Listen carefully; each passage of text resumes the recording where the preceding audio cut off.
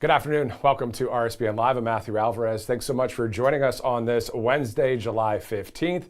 Speaking of 15, at 3:15 Eastern, President Trump will hold a roundtable at the Pennsylvania Defense and Innovation Summit in Carlisle, Pennsylvania.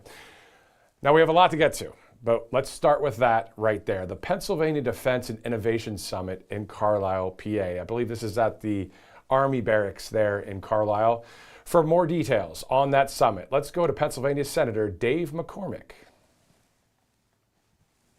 Pennsylvania's unique combination of legacy industry, cutting-edge innovation, and a skilled, patriotic workforce is exactly what our national defense industrial base needs and should emulate. Our defense industry supports more than 190,000 jobs.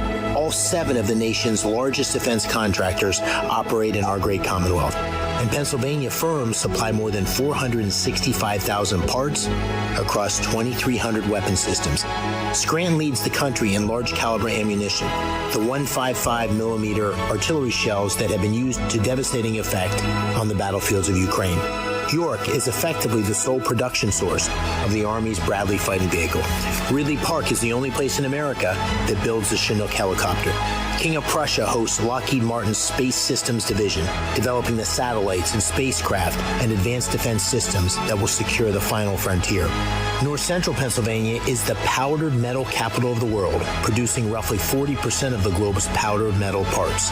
And in Philadelphia, the birthplace of the United States Army, Navy, and Marine Corps, Hanwha is investing $5 billion to revive American shipbuilding, creating over 10,000 new jobs. Pennsylvania produces more than legacy platforms and munitions. We are also at the cutting edge of defense innovation. Greater Pittsburgh is one of the world's leading robotics and artificial intelligence clusters, with more than 250 advanced technology firms. Carnegie Mellon's Robotics Institute is developing the autonomous drone capabilities that increasingly define modern warfare. Astrobotic, a Carnegie Mellon spin-out, is building the robotic landers that are carrying America back to the surface of the moon. Penn State's Applied Research Laboratory, a trusted partner of the United States Navy for 8 decades, is developing the hypersonic and undersea warfare technologies that increasingly define modern warfare. And the Bettis Laboratory in western Pennsylvania designs the nuclear reactors that power our entire submarine fleet. And our Army depots, Toby Hanna and Letterkenny, keep our forces equipped and ready every single day. It will take a team of industry, labor, and innovation to keep America safe for another 250 years. And here in Pennsylvania, we have that team.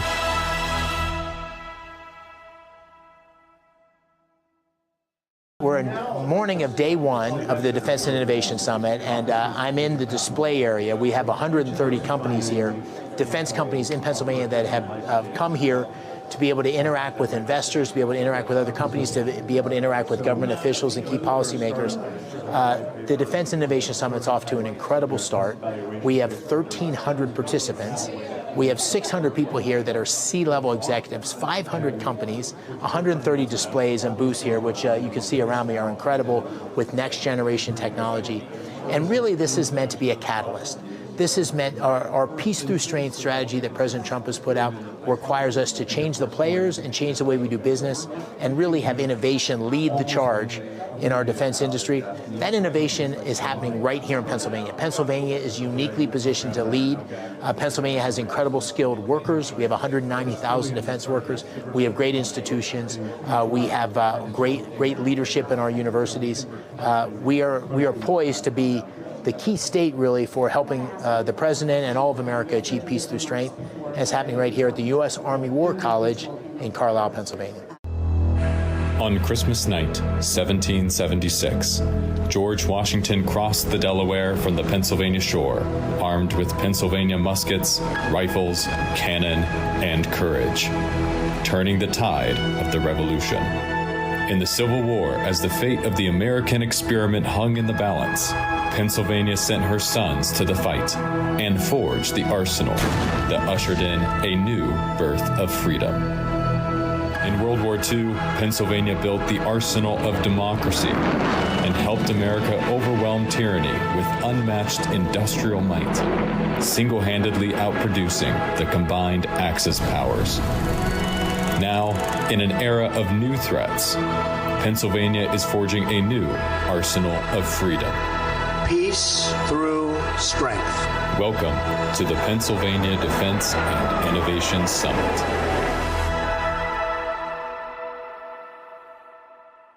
Also gathered at a moment of reflection on our nation's 250th anniversary of independence. And in a moment as consequential as any moment in American history and maybe in human history, for all of America's existence, Pennsylvania, for every one of those 250 years, Pennsylvania has been at the forefront of our nation's history, of our nation's industry, and of our nation's innovation. And this legacy includes the Carlisle Barracks, where the Continental Congress established an arsenal in 1776, as the general said. And General Washington's forces were here and in other places. And this building, Root Hall, honors the Secretary of War, Root, who founded the Army War College. The mission was to preserve peace by intelligent and adequate preparation to repel aggression. In other words, peace through strength. Peace through strength. That's the mission. And today, achieving President Trump's vision of peace through strength demands new players and new ways of doing business. And what I think you're going to see over the next 2 days is Pennsylvania can help show the way. At the end of the 19th century, America was entering a decisive transformation, the Gilded Age, when the nation shifted from agrarian roots into an industrial-powered. Well, the city of Philadelphia is taking a big step to spur technology innovation in the city's neighborhoods. Today, we are challenged as never before on the sea, in the air, in space, and in cyberspace. Thanks to the men and women of ARL Penn State, we are up to that challenge. A new industry is being born. A new era of science and discovery is beginning. A lot of people don't know that Pittsburgh played a major role in putting a man on the moon. Pittsburgh aluminum and steel went into that rocket. AI innovation is really underpinning a lot of these dramatic changes in autonomy and drones and robots. The battlefield's changing. President Trump's been leading the way, and Pennsylvania can lead the way with him.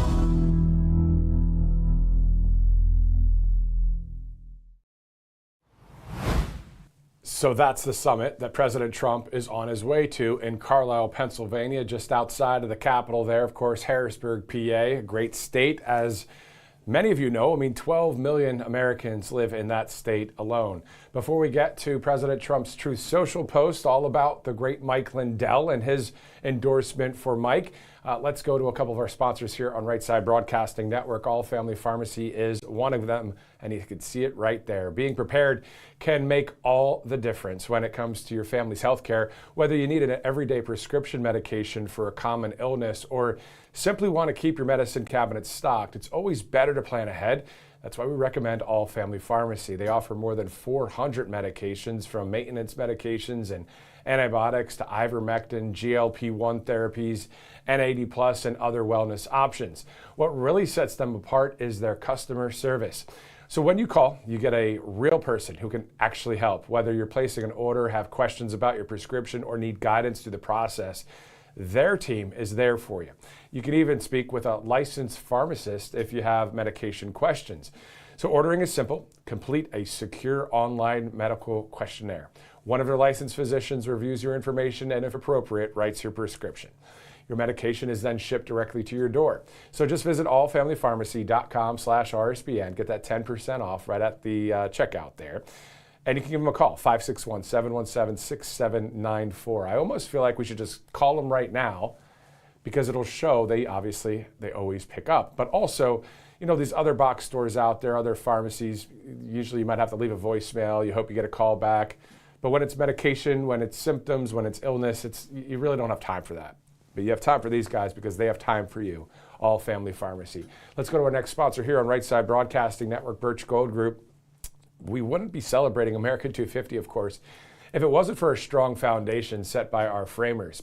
Alexander Hamilton built America's financial foundation on the principle of sound, stable money, a principle later embodied by the gold standard. However, of course, we abandoned that discipline in 1971 and have since seen inflation erode the dollar's value. But The question comes down to this: what is the foundation of your savings? Is it gold or something that could be shaken, disrupted, or devalued? Birch Gold Group has been helping Americans solidify their savings with gold for the past 15 years. They'll help you convert an existing IRA or 401k into a tax-sheltered IRA in gold. So you can learn how gold fits into your portfolio by texting the word Trump to the number 989898. You'll receive a free, no-obligation info kit. And with an A+ rating with the Better Business Bureau and countless 5-star reviews, let Birch Gold help build your foundation with gold. Just text Trump to 989898. And before we get to President Trump's Truth Social post, we actually have a photo, I believe, from the U.S. Mint. I'm going to double check what number that is here on my laptop or my iPad. Let's see here. Not sure. Director, do you know which clip that is that we have a photo of the, there it is, the Treasury Secretary Scott Bessent talking about commemorating 250 years of independence. The U.S. Mint will begin striking this new $1 gold coin to honor the enduring legacy of liberty and a lasting symbol of patriotism, featuring President Trump. It celebrates the strength of American values and the promise of a nation dedicated to preserving freedom for all. So that is pretty awesome, and we'll see. Will there be that $250 bill as well? I think it's in the works. And as soon as that happens, I'm sure we'll be showing that to you as well. All right, let's go from the Treasury Secretary to President Trump on the great Truth Social, talking about the great Mike Lindell. He said, quote, Mike Lindell, the pillow man and one of America's greatest and most hardworking patriots, is running to be governor of Minnesota, replacing one of the worst and most incompetent governors in the history of the USA. Early primary voting has begun, and if given the chance, Mike will be spectacular. He truly loves Minnesota, as do I, and wants to bring it back from oblivion and embarrassment. He can do it. Nobody has sacrificed more than Mike Lindell in fighting for our country, especially when it comes to election integrity. He truly deserves everything he gets. He will make Minnesota great again. Mike Lindell has my complete and total endorsement. He will not let you down. Good luck, Mike. President Donald J. Trump. Then later, President Trump said this: Amy Klobuchar, the lightly respected senator from Minnesota, is running for governor to take the place of the current corrupt and incompetent Tim Walz. I've gotten to know Klobuchar over the years and find her to be equally as incompetent as Walz, and probably equally as corrupt in that, as a high government official from Minnesota, she knew everything that was going on. If the elections in Minnesota weren't rigged, any Republican could win. But they were, and that is why nobody has won there since Richard Nixon many years ago. I thought I won it all 3 times, only to be disappointed in the end. Vote for Mike Lindell for governor, who has my complete and total endorsement, and forget about these corrupt Democrats like Amy Klobuchar. Make Minnesota great again. President Donald J. Trump. Awesome stuff. In case you missed it, President Trump met with the Iraqi Prime Minister at the White House just yesterday. Here are a few highlights in clip number 3. I just want to say it's a great honor to have the Prime Minister of Iraq with us. He's been a great fighter and he's been a great fan of America. All regions, I believe, are coming together. And I think this is going to be one of the great leaders right here. It's going to be one of the great leaders in the Middle East. Our relationship with Iraq is, I would say, it went from being not so good to being outstanding. We're going to have a long-term relationship with Iraq. We're going to have a long-term relationship with a man that will be a great leader. His influence is going to spread all throughout the Middle East, and we're very happy about it, and we're very happy to have you with us. Thank you very much.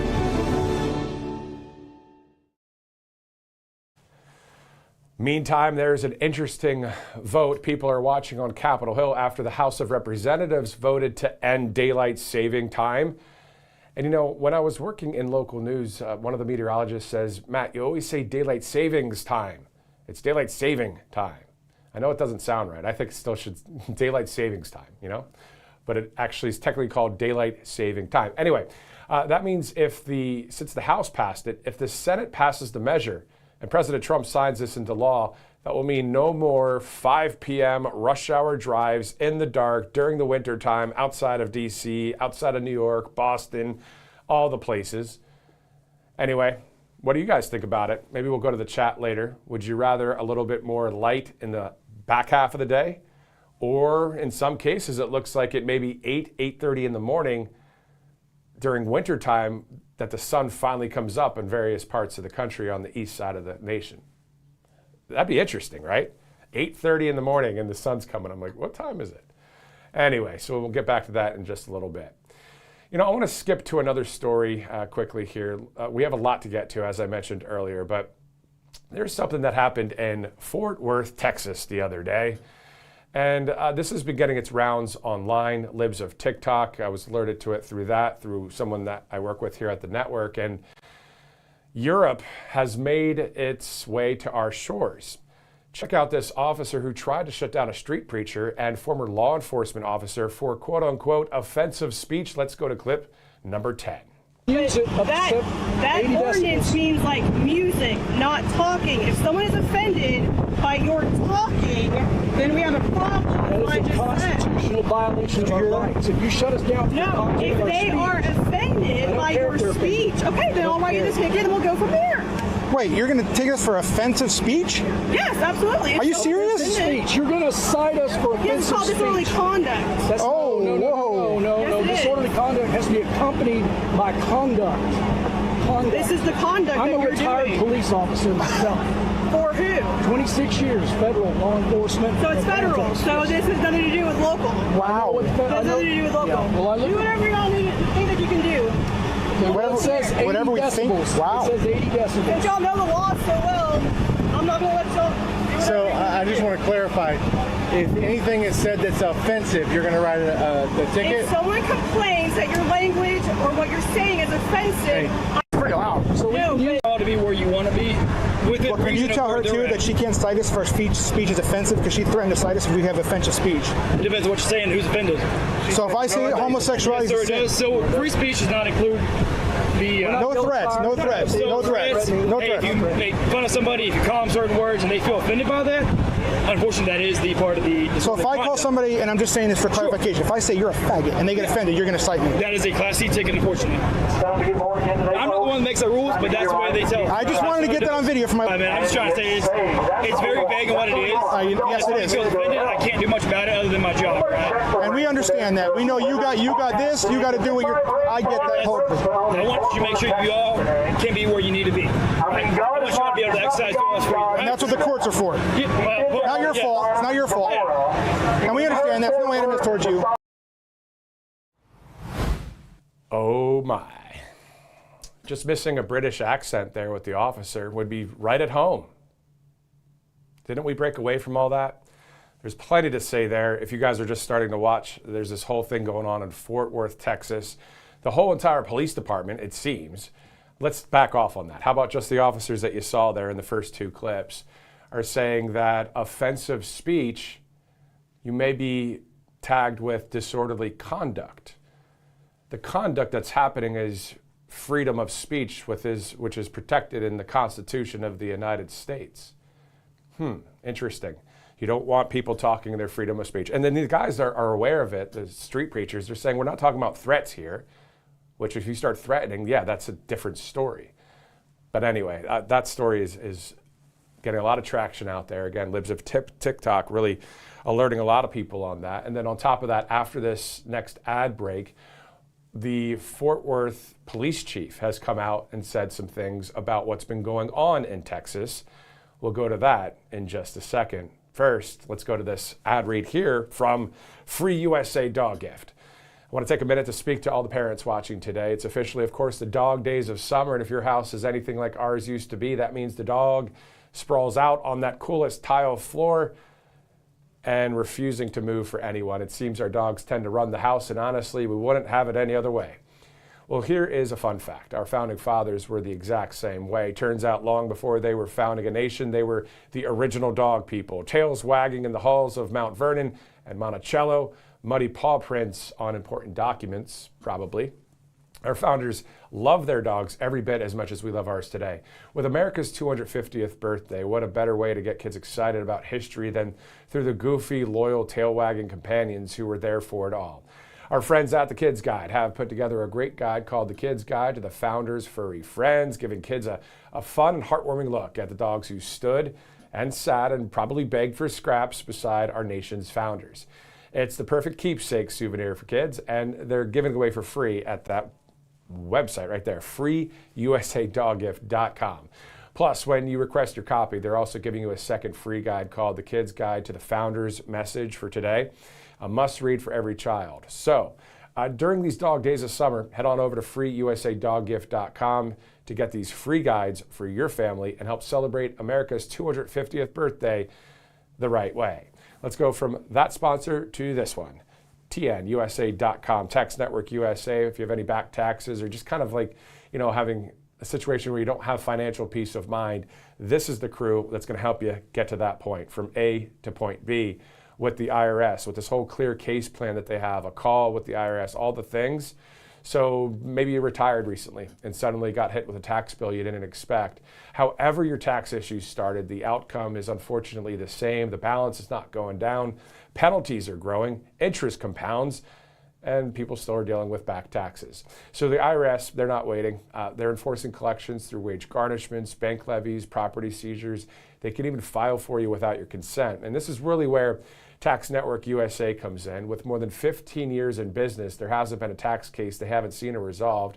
They specialize in tax controversies and help taxpayers nationwide get back on track by resolving back taxes and unfiled returns once and for all. And whether you owe $10,000 or $1 billion, their team has resolved over $1 billion in tax debt. And they can do the same for you, but you have to call now because they're offering that free investigation call with the IRS.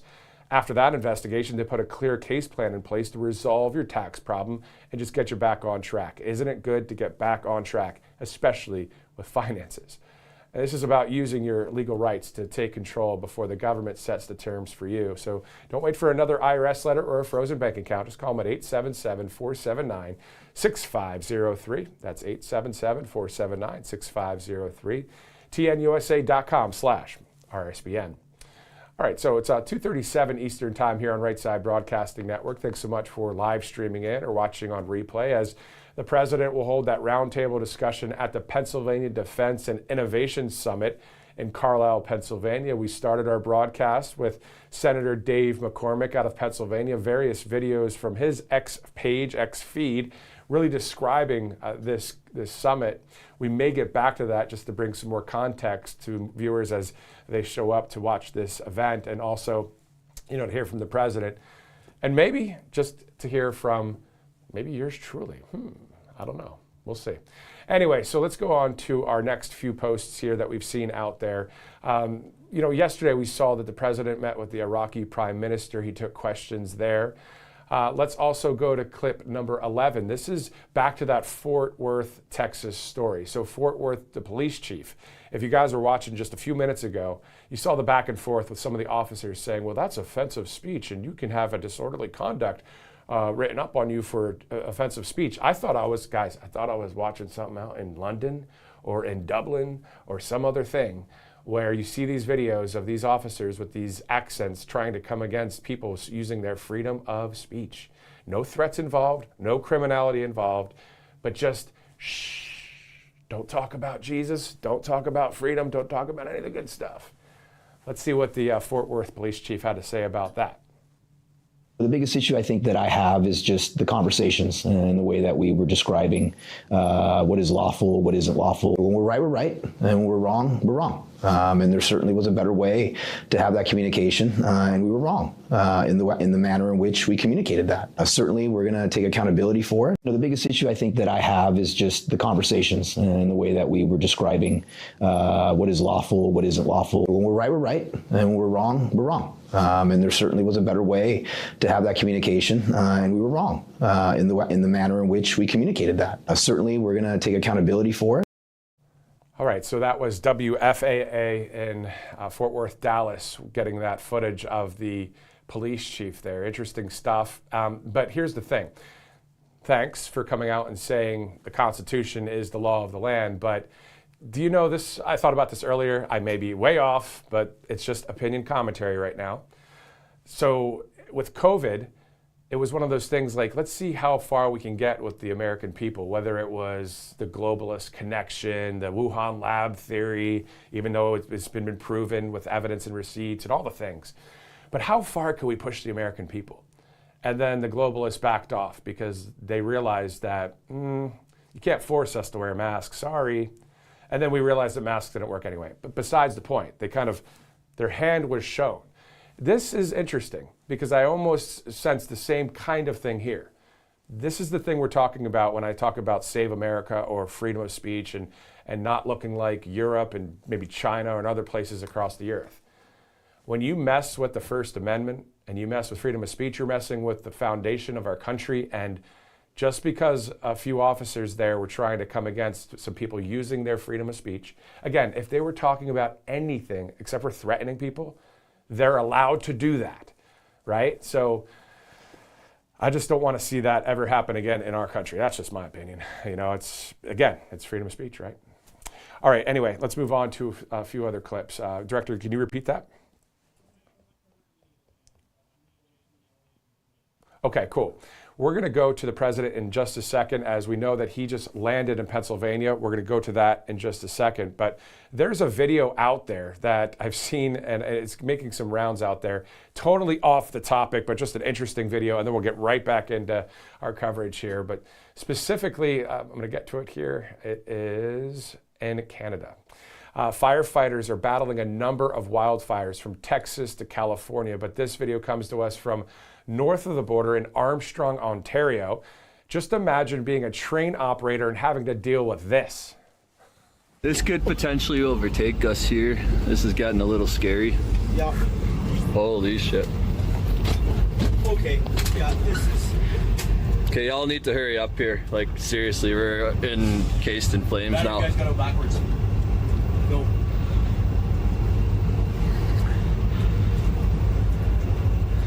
Hello, Jody, can you hear us? Yeah, I can hear you there. I'm telling them we're notching up. Yeah, this has got to move fucking quick here.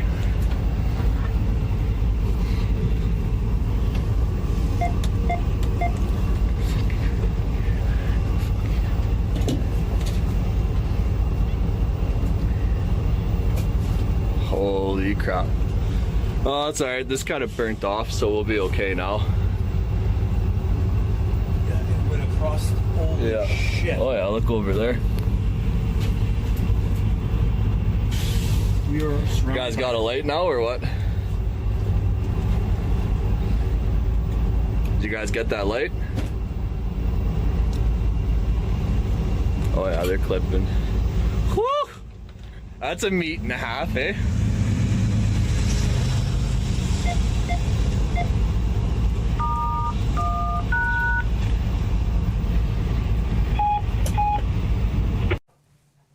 No thanks. Wow. A lot of wildfires, even in, like I said, Colorado, Texas, California. We're going to get to President Trump's video of him landing there in Pennsylvania in just a second. Let's go to mypillow.com/RSBN. Some great sponsors here on right side. A lot of great products, as many of you guys know out there. So mypillow.com/RSBN, whether it's the premium pillows, the sheets, the mattress topper, the mattress, the towels, the dog bed, the coffee, the list goes on. mypillow.com/RSBN. If you'd like to donate to Right Side, all you have to do is go to rsbnetwork.com/donate, rsbnetwork.com/donate. So President Trump just getting to Pennsylvania. I believe that's the footage we're about to see. Regardless, this is the president on his way to the Keystone State or the Commonwealth of Pennsylvania. Let's take a look at clip 13.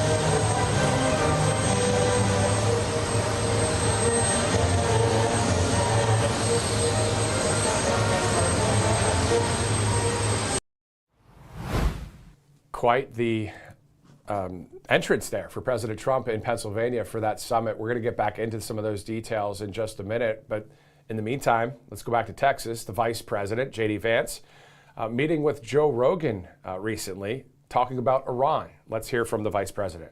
The president has done, I think, very, very capably, has said, we're going to use military force in this situation when it's connected to something we're trying to achieve.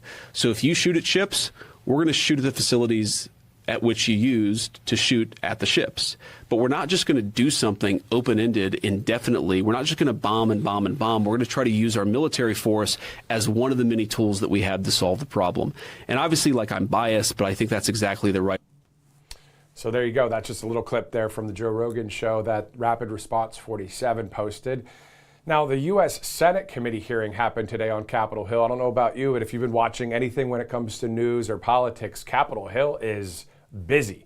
A ton of committee hearings, a ton of things going on, including the acting Attorney General Todd Blanche's nomination. We're going to get to some of that, his opening statement, in just a minute. And it made me also think about the fact that it's very busy now, but in August, unless the president and others say they should stay, that's a long summer recess as we get ready to go into one of the most important elections when it comes to the midterms. But we'll see what happens over the course of the next 2 months. Let's go now, though, to the great Nick Shirley. Awesome work that Nick's doing out there. U.S. Senate committee hearing to examine exposing fraud in America. Nick spoke. Also, the great James O'Keefe did too.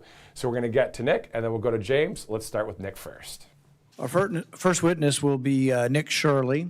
He is an independent journalist known for his on-the-ground investigations, which he publishes on his social media pages and the Anti-Fraud Club website. Mr. Shirley.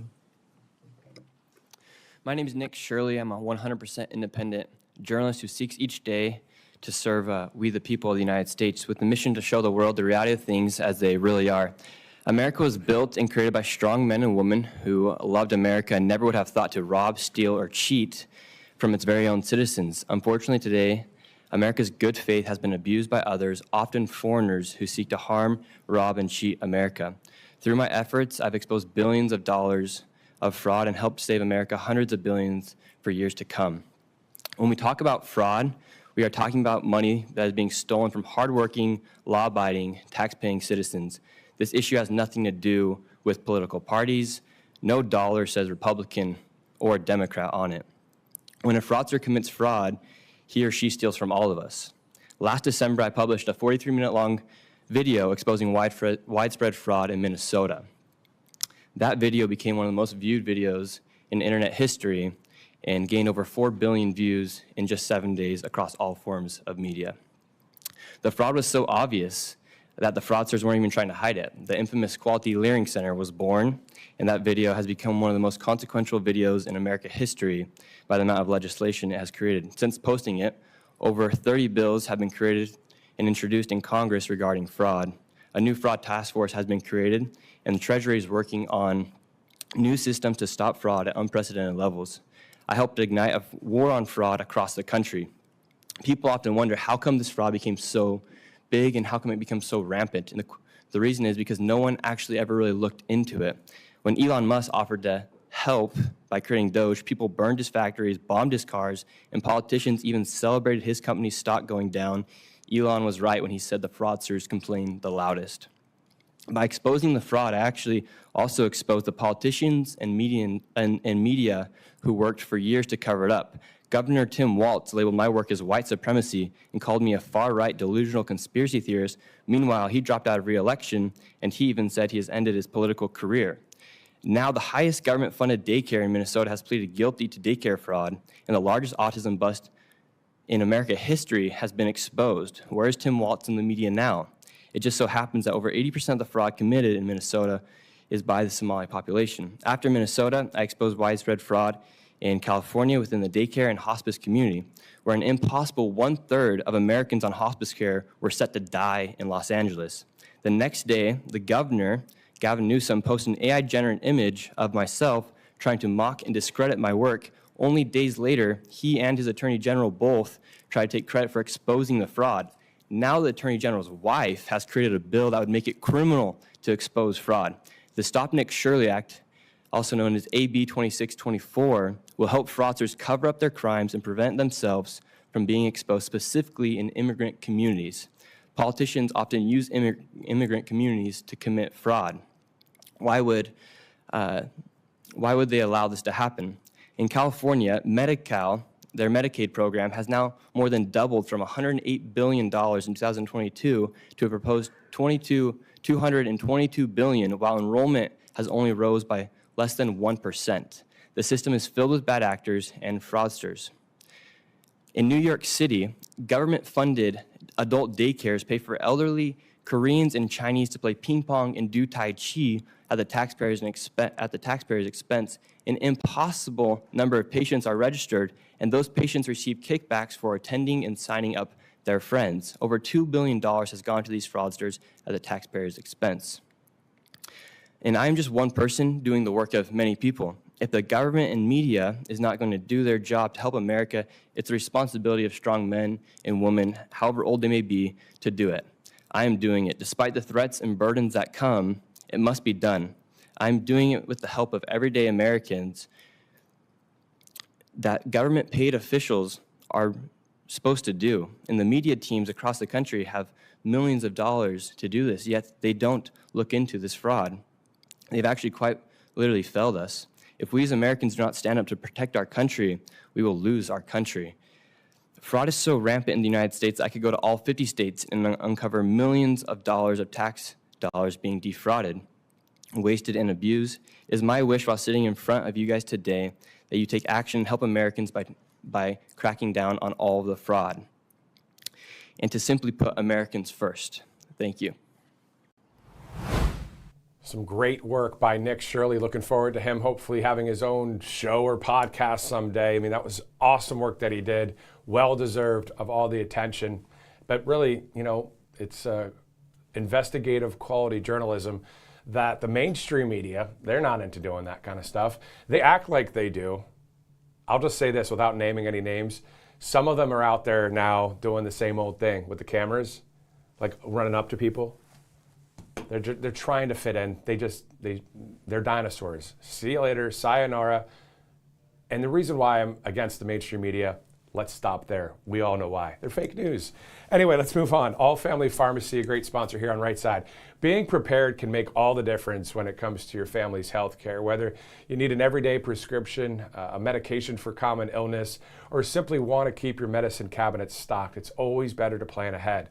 That's why we recommend All Family Pharmacy. They offer more than 400 medications, from maintenance medications and antibiotics to ivermectin, GLP-1 therapies, NAD+, and other wellness options. But what really sets them apart is their customer service. When you call, you get a real person who can actually help.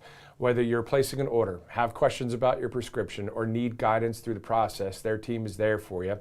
You can even speak with a licensed pharmacist if you have medication questions. Ordering is simple. You complete a secure online medical questionnaire. One of their licensed physicians reviews your information and, if appropriate, writes your prescription. Your medication is then shipped directly to your door. So just visit allfamilypharmacy.com/RSBN.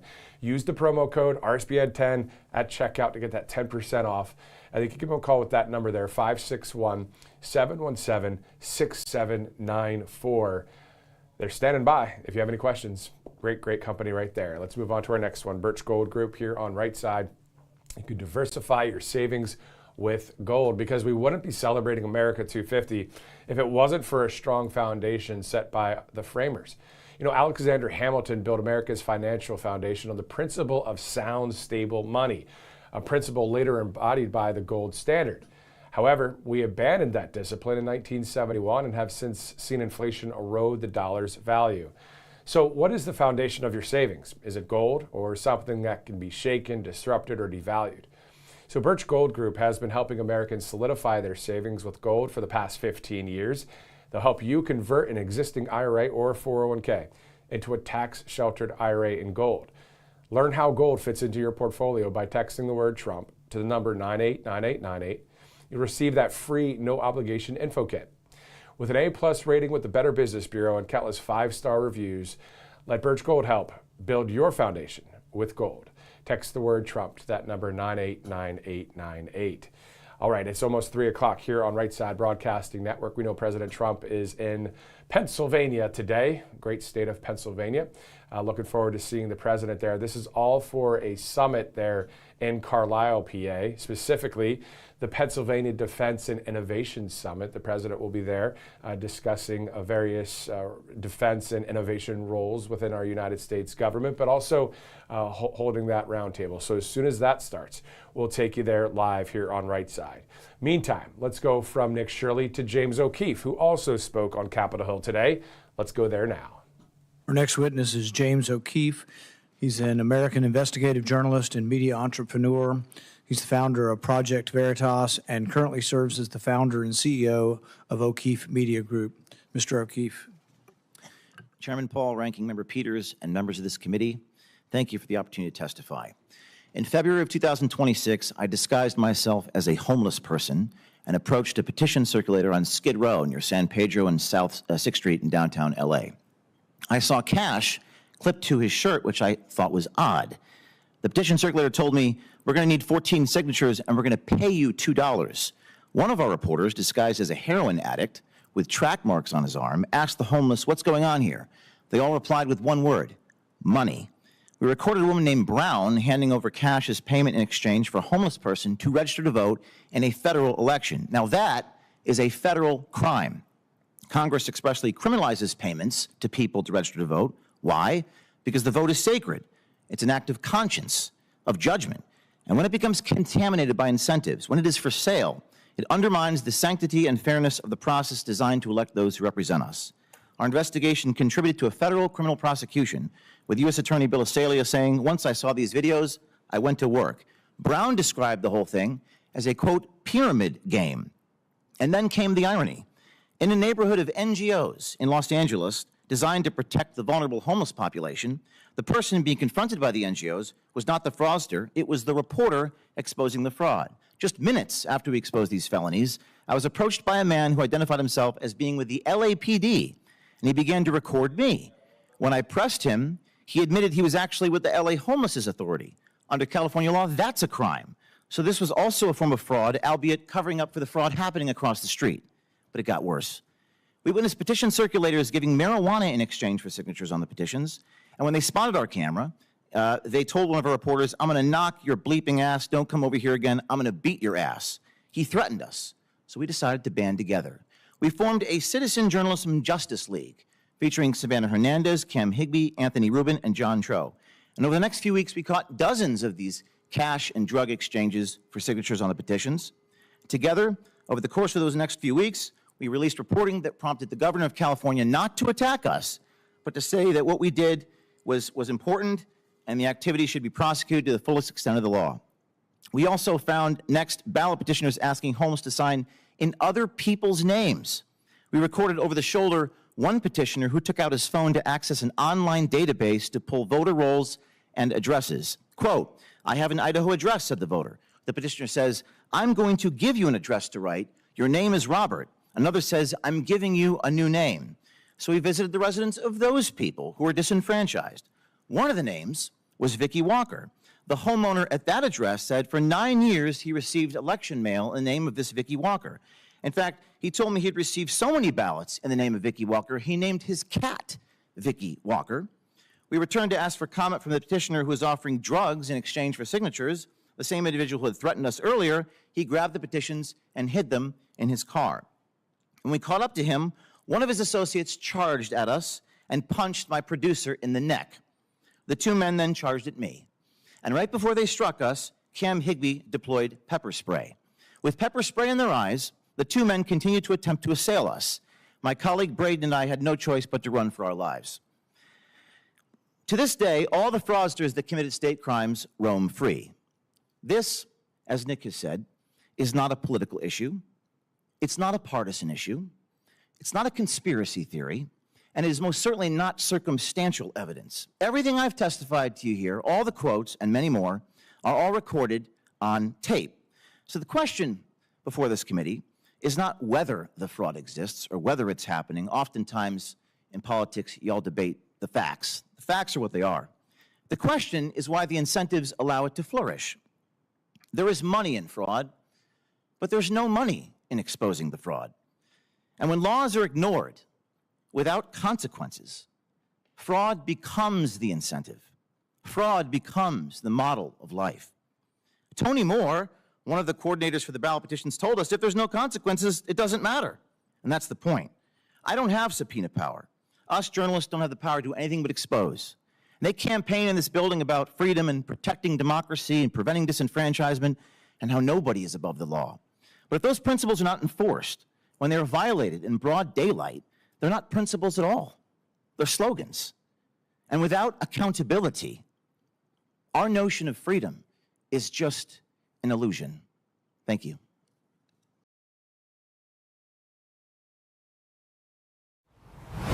All right, so from Nick Shirley to James O'Keefe there, talking about and exposing fraud really out there on their own platforms and getting that invite to speak there. Great to see that here on Right Side as it's just a minute after the hour.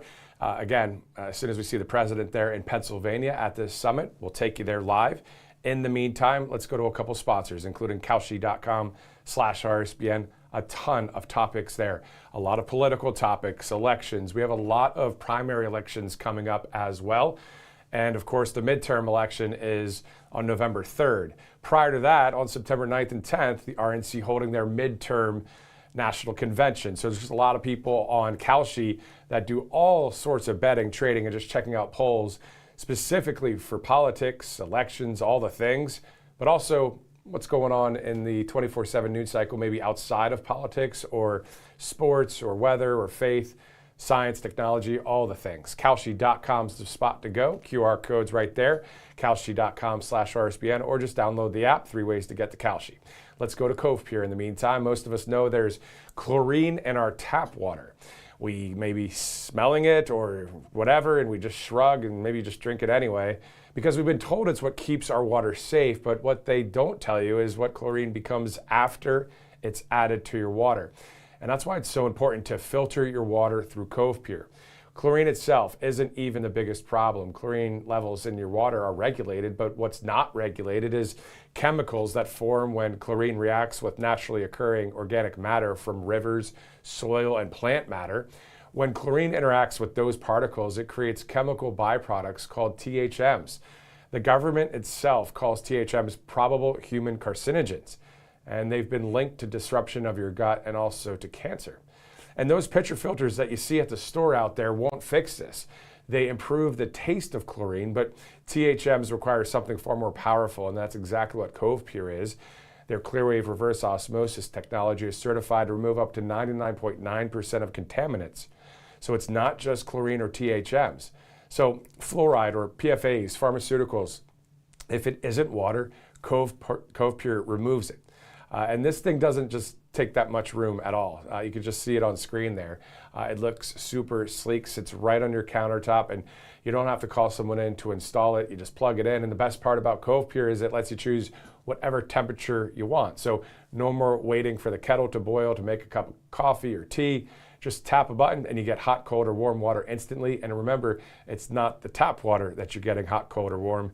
It's the straight up purified, filtered water from Cove Pier. And the feedback on Cove Pier from our viewers has been incredible. And people have been telling us that they can literally taste the difference.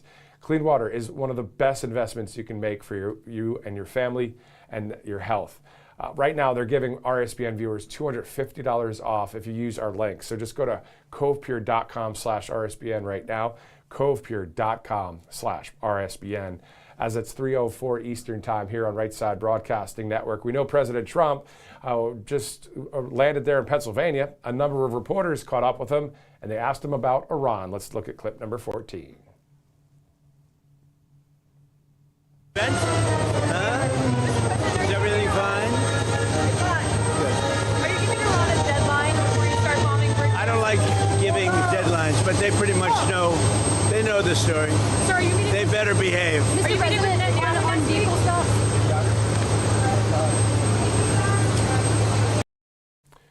So we're going to get back to Pennsylvania here in just a second. Senator Dave McCormick talking about this summit that's happening there. That's the roundtable that we're about to see there in Carlisle, PA, just outside of Harrisburg, of course.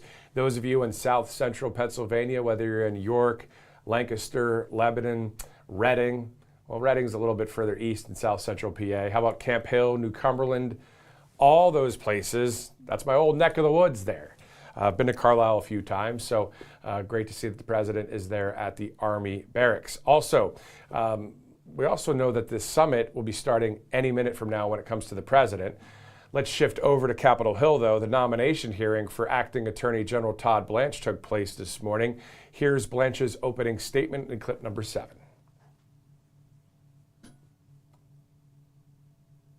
"17 months ago, I sat at this table as the nominee to be the Deputy Attorney General, and I told you that serving in the Department of Justice was my American dream. Since then, I have helped lead it, first as deputy and now as acting attorney general, and I'm here today to earn your trust once more. I've lived the American dream. I waited tables to get through college, moved to New York with my wife and 2 young kids, went to law school at night, read textbooks on the late train home while I worked days as a paralegal at the U.S. Attorney's Office. From that start, I became a prosecutor and spent 9 years prosecuting violent gangs and drug dealers. I rose through the ranks of the Department of Justice as a line prosecutor, then a division chief, then as of last year, Deputy Attorney General, and now Acting Attorney General. But I did not take that path for a title. I took it to make a difference for American families and the towns they call home. I am exceedingly grateful to President Trump for his trust and to my family who have carried me through every long day and late night. My wife, Christine, our wonderful children, Sydney and Justin, my granddaughter, Blaine, who's here today. All of them are here today. My wonderful friends, many of whom are here today, are really what make this worth it and what gets me through my days. And so I want to thank them for not only being here today and supporting me, but also being with me every step of the way in the journey that we're on together. My family's blessings should be available to all Americans. When a family can send their kids to school, walk their neighborhood after dark, and build a life without fear, every promise of the American dream is within reach. When they cannot, none of it is. That's my job, securing safety for every American. I'm pleased to testify again today to tell everybody here that we are doing just that. We are keeping America safe. Since President Trump took office, it's been said a few times this morning already, but it bears repeating, murders are down roughly 20% nationwide. We have the lowest murder rate since 1900. Violent crime arrests are up nearly 114%. We've taken almost 5,000 child predators and human traffickers off the streets. And the Department of Justice has filed nearly 100,000 indictments and informations since January 20th, 2025. Additionally, in just the last 4 weeks, in just the last month, we've paid $96 million in claims through the Public Safety Officers Benefits Program to eligible surviving families of fallen public safety officers, even while fewer law enforcement officers were killed in the line of duty than the prior years. And obviously, these are not just numbers. Each one is a family that still has its son or daughter and an officer who came home for dinner. If you look at Washington and Memphis as examples, where we have worked with federal, state, and local partners, pulling thousands of criminals off the streets in those 2 cities. Homicides in D.C. are down about 60%, and overall crime in Memphis declined by more than 40%. We've seized thousands of illegal guns, brought more than 150 missing children home in those 2 cities, and cleaned up parks and spaces family once avoided so you can take your kids and loved ones there once again. We are enforcing our borders. We are prosecuting the smugglers who profited from an open border, removing criminal aliens, and dismantling gangs like MS-13 and TDA. We're smashing the cartels and ending the scourge of drugs in our communities. We designated the major cartels as foreign terrorist organizations because that's exactly what they are. And we're using every tool that unlocked: narco-terrorism charges, forfeiture, and extraditions. Dozens of cartel leaders are now in American custody. Drug seizures are skyrocketing, and overdose deaths are finally falling. We are protecting taxpayers. Last year, the department brought the largest healthcare fraud takedown in American history, more than $14 billion, and another $11 billion in total fraud in just the last 3 months. That's money stolen from the fisc, stolen from Medicare, from seniors, working families, and we're clawing it back. We're doing all of this, I will add, through partnership. Federal agents, state troopers, county sheriffs, local officers, and state attorneys general in your home states, all pulling in the same direction. That is what happens when we fight crime together, and I want to bring that model that we've done in a few towns to more communities in every state. Above all, we are restoring American trust. In recent years, we watched the Justice Department turned against many of you and a former president, and it damaged the public's faith in justice. We are fixing that. Members of this committee on both sides have fair questions about the hard debates of the past year, and I welcome them. I'm proud of what we've done to help American families see safer streets and to have a fair shot at the life they're working to build. None of this is a Republican or Democrat issue. Every senator here has constituents who just want to be safe. The men and women of this department are the finest people I have ever worked with, and leading them is the honor of my professional life. We are keeping America safe, and we are just getting started. I love this country. I love the Department of Justice. Thank you very much, Chairman, for the opportunity to appear before this committee today, and I look forward to answering your questions. Thank you. All right, so the opening statement there from Todd Blanche, soon to be, most likely, the Attorney General. Of course, he's the acting Attorney General right now. Let's go to a couple of our sponsors in the meantime as we await the president in Pennsylvania. I want to take a minute to speak to all the parents watching today. Of course, it's officially the dog days of summer, and if your house is anything like ours used to be, that means the dog sprawls out on the coolest tile floor he can to refuse to move there for anyone. It seems our dogs tend to run the house, and honestly, we wouldn't have it any other way. Well, here's a fun fact. Our founding fathers were the exact same way. Turns out long before they were founding a nation, they were the original, the OG, the original dog people. Tails wagging in the halls of Mount Vernon and Monticello, muddy paw prints on important documents. Our founders loved their dogs every bit as much as we love ours today. With America's 250th birthday, what better way to get kids excited about history than through the goofy, loyal, tail-wagging companions who were there for it all. Our friends at the Kids Guide have put together a great guide called The Kids Guide to the Founders' Furry Friends, giving kids a fun and heartwarming look at the dogs who stood and sat and probably begged for scraps beside our nation's founders. It's really the perfect keepsake souvenir for kids, and they're giving it away for free right there at freeusadoggift.com. Plus, when you request your copy, they're also giving you a second free guide called The Kids Guide to the Founder's Message for Today, a must-read for every child. So, during these dog days of summer, head on over to freeusadoggift.com right now to get these free guides for your family and help celebrate America's 250th birthday the right way. Let's go to our next sponsor here on Right Side Broadcasting Network, tnusa.com. There's a lot of different ways a tax issue could start, right? Maybe you pulled money from your 401k or IRA early, and now the IRS is wanting its share. However your tax issue started, well, hopefully not any knock, you know what I mean? Hopefully not. However your tax issue started, the outcome is the same. Your balance is not going down. Penalties grow, interest compounds, and a number of people just still have some back taxes to take care of, maybe from a few years ago. And the IRS, they're not waiting. The IRS is enforcing collections through wage garnishments, bank levies, and property seizures. They can even file for you without your consent.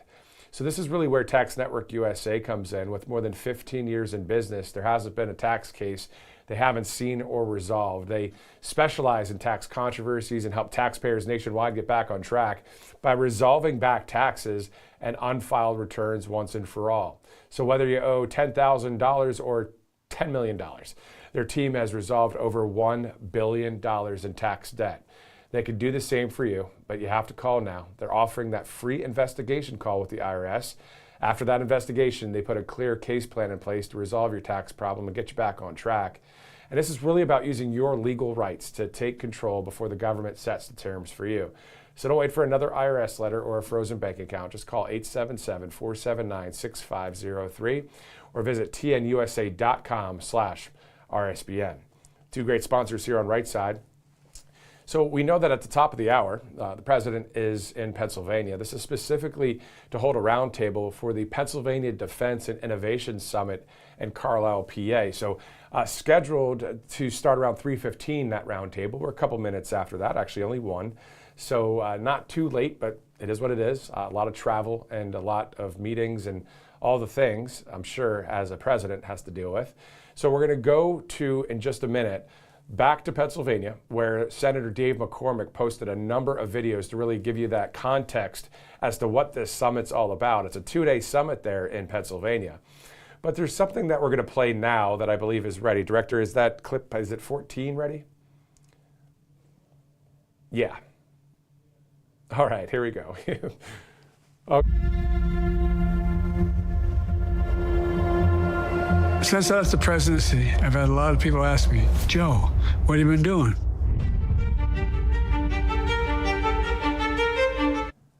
Okay, so a little bit of a false start there to a Joe Biden video. We have to give some context to that. The director and I were just kind of joking on the comm system here. Got to set the stage for this video. Holy smokes. All right, so Joe Biden recently said he announced that he wrote a book. And Abigail Jackson over at the White House saying, what are the odds Joe Biden even knows he's releasing a book? Was it written by the auto pen? And those are just two comments from her. A lot of conservatives kind of poking fun at this whole thing. Outside of Joe Biden's health, of course, we want him to get well, but outside of that, he shouldn't even been the president. He didn't win that election in 2020. We know that. Okay, now let's roll the video of Joe Biden talking about his new book. 17 months ago, I sat at this table as the nominee.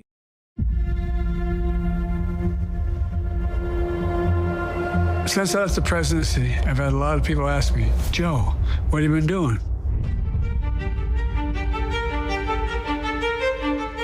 I've been spending a lot of time with my family. I'm dealing with a cancer diagnosis, and I've been getting treatment, and it's been going really well. I want to thank all those who offered their prayers and support and well wishes. It's meant the world to me and to Jill. I've written a book about my time as president. It's called Promise Me America. It's coming out in November, and it's available for pre-order now. It's about the challenge we face as a nation, about the decisions I made, and why I made them. Leading the country through COVID, rebuilding our economy, and restoring our democracy after the attack on January 6th. Ending our nation's longest war in Afghanistan, strengthening NATO, and supporting Ukraine. It's about why I chose to run for re-election and why I chose to step aside. Most of all, it's about my faith in the promise of America. The promise we made to those who've gone before us is to honor their sacrifice. The promise we made to one another and to treat everyone with dignity and respect. And the promise we made to future generations of Americans to remain the beacon to the world. Promise Me America is about my faith in America and the American people. I hope you'll read it, and I hope it strengthens your faith in what we can do as a nation and a people.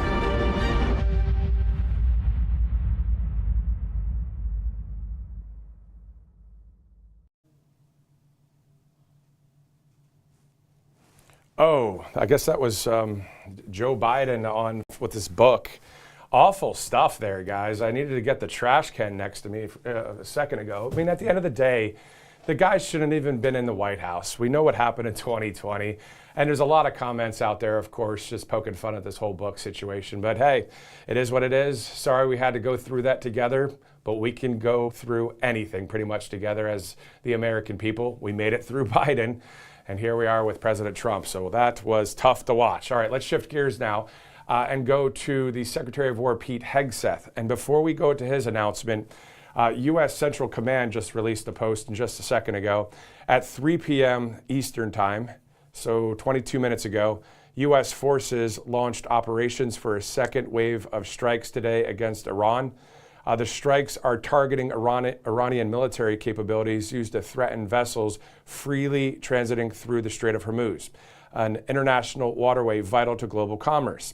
The U.S. military is holding Iran accountable at the Commander-in-Chief's direction. So that from CENTCOM, the United States Central Command.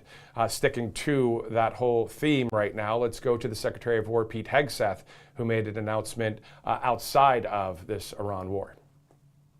At the Department of War, we have the most elite warriors on the face of the earth. Every single day, you are pushed to your absolute physical and mental limits to master the profession of arms. We demand your all, and you give it. But while we invest heavily in our weapon systems, platforms, and gear, our most decisive tactical advantage will always be the individual warfighter. We have a sacred duty to maintain that advantage, which is why we must constantly look for new ways to optimize your performance, your resilience, and your long-term health. And to meet that commitment today, I'm authorizing a new screening program for testosterone deficiency for our service members, ensuring you have the right testosterone levels to operate at your absolute best. Because it's well-established science that as we age, testosterone levels often naturally drop. Under the supervision of our world-class medical professionals, warfighters age 30 and older are going to be tested annually as part of their periodic health assessment. It's a health assessment that happens every year. We're just adding this test. Those under 30 can voluntarily choose to get the test as well. If treatment is recommended, it's entirely your choice to receive testosterone replacement therapy. This initiative, it's not about artificial enhancement. It's about restoring and optimizing your natural capabilities, protecting your longevity, and ensuring you have the biological foundation required to sustain the fight. We owe our warriors the absolute best medical care in the world, and this program delivers on that obligation.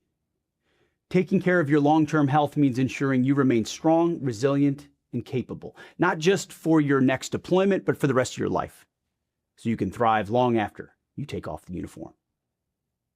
As we know, the modern battlefield is brutal and unrelenting. It requires and demands maximum psychological and mental readiness. And by addressing these health markers early, we're keeping you on the leading edge of lethality and giving you the same level of support that you give this nation, the absolute best. Godspeed, keep going, and God bless.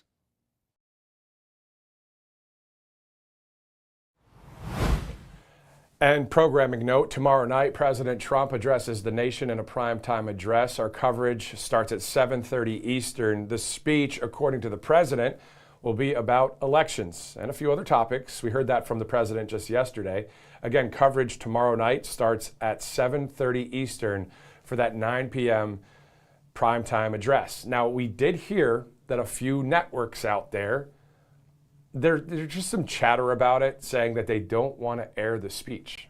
You can check it out too if you'd like on X and Truth Social. I think actually AOC maybe said something about that too. Interesting, huh? They don't like truth when it comes to our elections. And if the networks decide not, I think they will actually air it, because it'd be too much if they don't. If they don't, it's going to be quite interesting. So we'll see what happens. Regardless, we'll have it right here on Right Side and, of course, in conservative media. So Looking forward to that speech tomorrow night, I believe, again, about elections, and that's what President Trump was saying. So we've been talking about the Save America Act quite a bit, too. So we'll see what happens. Again, that's tomorrow night, 7:30 starts our coverage. Let's go to a few sponsors as we await this summit to start in Pennsylvania. All Family Pharmacy is it. Being prepared can make all the difference when it comes to your family's health care, whether you need an everyday prescription medication for a common illness or simply want to keep your medicine cabinet stocked. It's always better to plan ahead. That's why we recommend All Family Pharmacy. They offer more than 400 medications, from maintenance medications and antibiotics to ivermectin, GLP-1 therapies, NAD+, and other wellness options. What really sets them apart is their customer service. When you call, you get a real person who can actually help. Whether you're placing an order, have questions about your prescription, or need guidance through the process, their team is there for you. You can even speak with a licensed pharmacist if you have medication questions. And ordering is simple. Complete a secure online medical questionnaire. One of their licensed physicians reviews your information and, if appropriate, writes your prescription. Your medication is then shipped directly to your door. So all you have to do is visit allfamilypharmacy.com/RSBN and use promo code RSBN10 to save 10% on your order, or call 561-717-6794 to speak with their team today. Also, Birch Gold Group, we wouldn't be celebrating America 250 if it wasn't for a strong foundation set by our framers.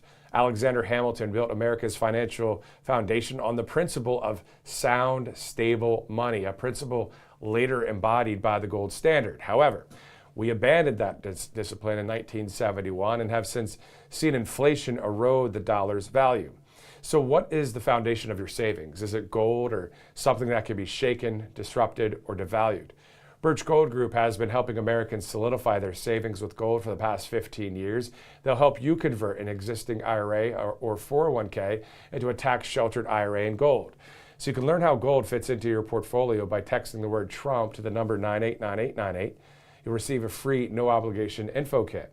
And with an A+ rating with the Better Business Bureau and countless 5-star reviews, let Birch Gold help you build your foundation with gold. So just text the word Trump to that number, 989898. Again, Trump to 989898. As we're approaching the bottom of the hour here on Right Side Broadcasting Network, this is RSBN Live. I'm Matthew Alvarez. Thanks so much for following us on X and Truth Social and Rumble and YouTube and all the places. Download our app if you'd like as well. I know a lot of people might watch on the app and watch in various places, but thanks so much for doing so. And speaking of that, tomorrow night, a big night here on RSBN. We'll be live at 7:30 Eastern Time for President Trump's 9 p.m. presidential address, a national primetime address that you can catch right here on RSBN. Isn't it kind of cool too if you have a cellular carrier or Wi-Fi, you're able to watch RSBN. A number of platforms, of course, are the place to watch RSBN, including Rumble right here on the network. Let's take a quick commercial break. I'm going to check some headlines. We'll be right back.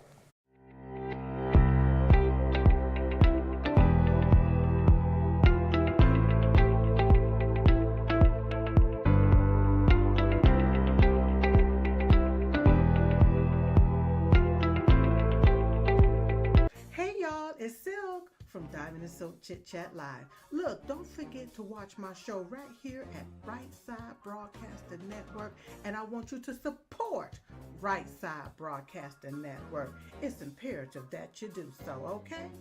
Bye-bye. Welcome to Right Side Broadcasting Network, your trusted conservative news outlet. At RSBN, we deliver the truth when the mainstream media falls short. Since 2015, we've proudly broadcasted every single one of President Trump's iconic MAGA rallies, bringing you the excitement and energy live before anyone else. By watching RSBN, you get an unfiltered front row view of the action on the ground. We interview the crowds to give a voice to millions of Americans just like you. We show you President Trump's speeches in their entirety, free from interruptions and censorship. We cover the stories that matter to you with the integrity and passion you deserve. Thank you for choosing RSBN as your home for America First News. Together, we stand strong, united, and informed. So join us and be part of the right side of history.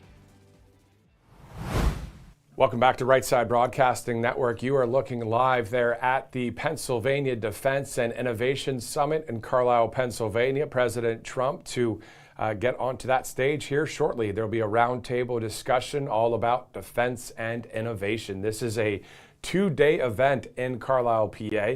If you joined us at the top of the broadcast, we aired a number of videos from the Pennsylvania Senator Dave McCormick, who we've seen quite a bit here on Right Side Broadcasting Network, various rallies, campaign speeches, events, and he's going to be there, of course, as well with the president. So I believe the Secretary of War, Pete Hegseth, is in attendance.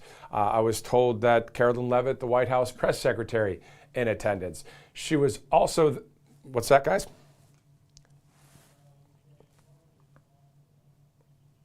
Okay, let's go to the White House feed right now here on RSBN. And the Honorable Dina Powell McCormick.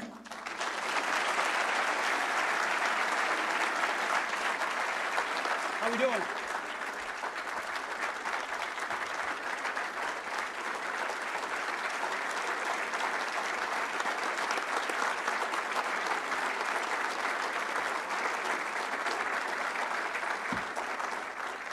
Ladies and gentlemen, the 45th and 47th President of the United States, Donald J. Trump.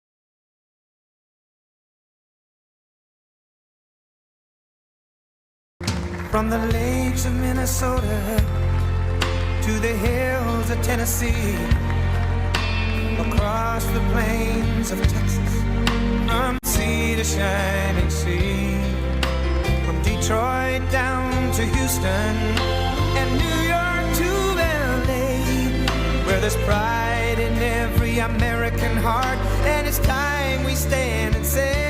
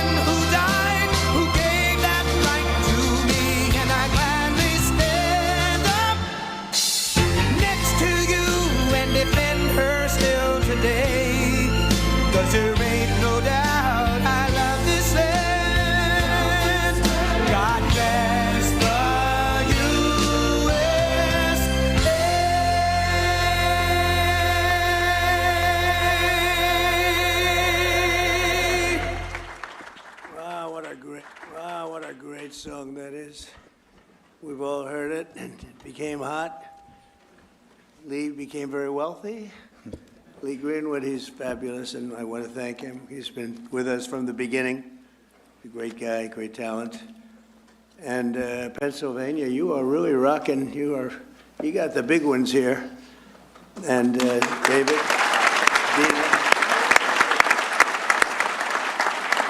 Now I'm in a world where I'm shaking hands with all celebrity business people mostly, but they're biggest names in business, and they're all spending money in our country, but they're all spending money in Pennsylvania. So I just want to say thank you. But this is a hot place. We would say it's a hot commonwealth. Never call it a state, you're in deep trouble. I've seen people's political careers end over that. Just call it a commonwealth. A lot of people don't remember that. But I think it's great to see what's going on and to see the kind of genius that I'm surrounded by, all of the people that I met backstage, but it's pure genius. I want to thank Senator David McCormick for organizing this extraordinary event, and I came to another one with you about a year ago, and that was a monster, but it wasn't like this one. This is even beyond. I was on energy, and it was very impressive, but this is something crazy what's going on. Outstanding work on behalf of the incredible people of Pennsylvania. You know, he followed me along the campaign trail, and he had a tough race. It was a tough race. A lot of people wouldn't have had the courage to do it. It takes guts to run for office. People don't know that. Only the people that never get there know it. But the fact that you did what you did it once, and you did it really well, but things didn't work out, and you did it a second time against actually a much tougher opponent, and it wasn't even close. So I think he's a great guy, great, spectacular guy with a great helper, right?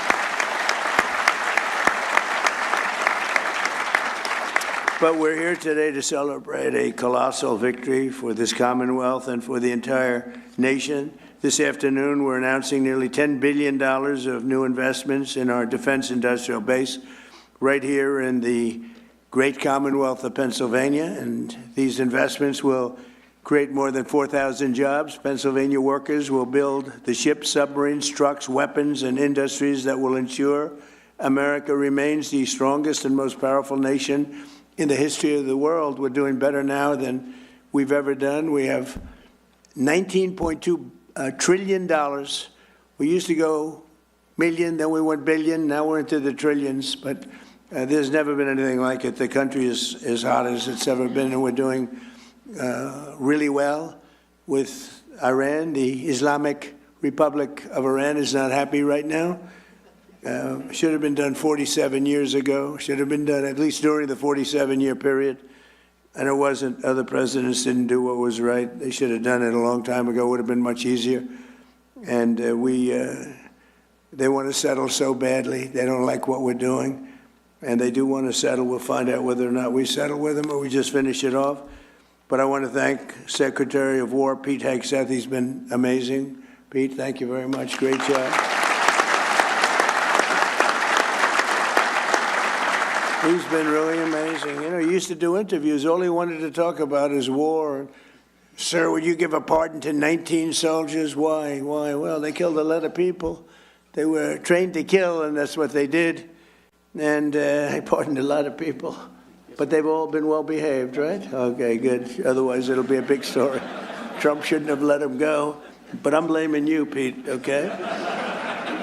But he was very successful, actually, on television. I think he probably hated it because he can't love anything more than what he's doing right now, and he's doing it incredibly well. So great job, Pete. Appreciate it. Small Business Administrator Kelly Loeffler. Kelly, wherever you may be. Thank you very much. She's great. Secretary of the Army Dan Driscoll, who's really out there with that beautiful smile. With that beautiful smile, but he's actually a killer. Look at that beautiful, nice face. Everything's so happy. He's a killer. Would you believe it? Those are the best kinds, actually. Commanding General of the Army, Trevor Bredenkamp.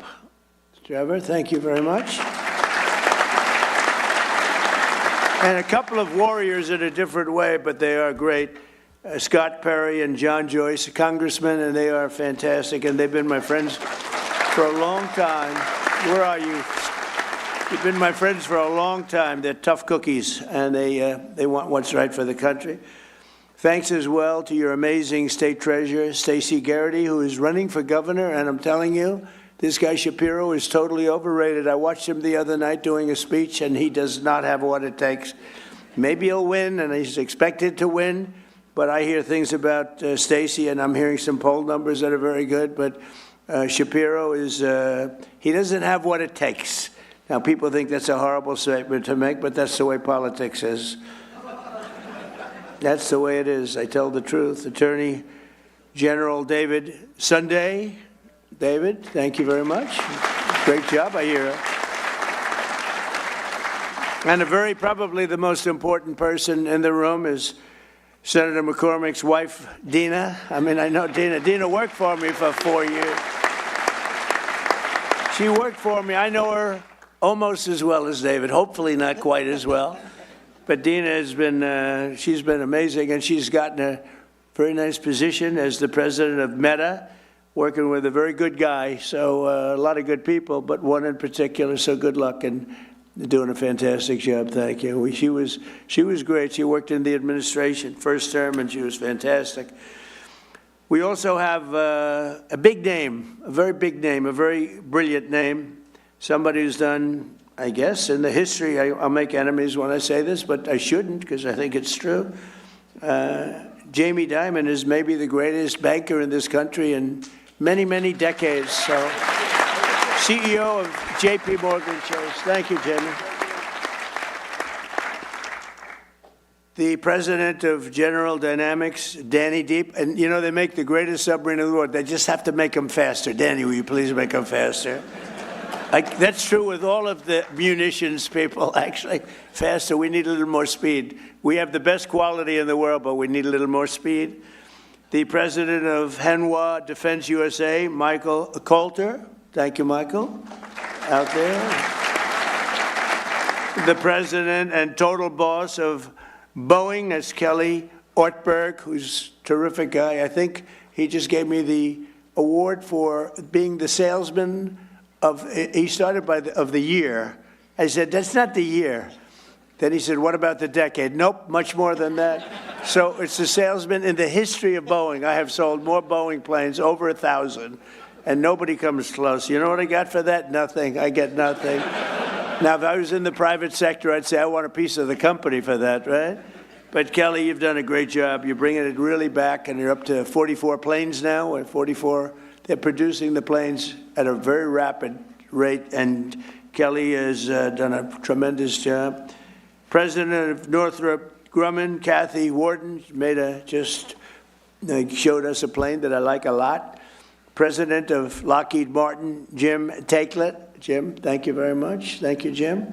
Good job you're doing. President and COO of Blackstone, a friend of mine from the real estate wars. He was a brilliant guy. I always said, this guy's always there first.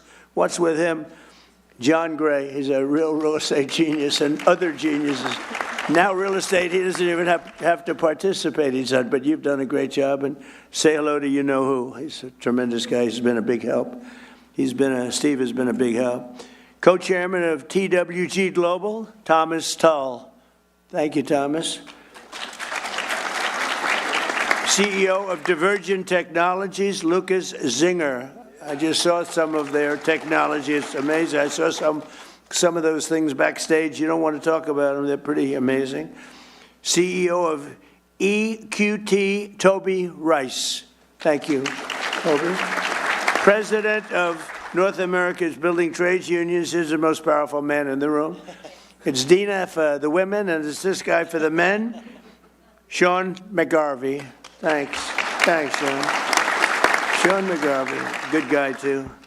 And the founder of Valor Equity Partners, Antonio Gracious, and he's somebody highly respected by everybody, including my family, my kids, and also helped us tremendously working at the early stages of the administration with costs, because we inherited a cost mess, and he was fantastic, and I want to thank him, and Elon too. Elon did a fantastic job. This year we're celebrating the 250th anniversary of American freedom, and no state has been more central to protecting that freedom than the Commonwealth of Pennsylvania.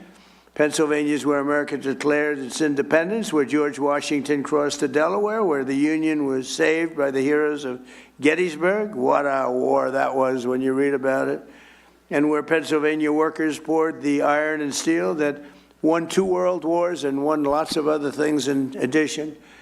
With today's announcement, Pennsylvania will play a key role in building the arsenal of freedom to defend our nation in the modern world. We have things happening in this state. I think really people don't know what's happening in Pennsylvania. People aren't really, literally, they're not able to even fathom what's going on. And I'm just sitting back there. I thought I was very well aware of it.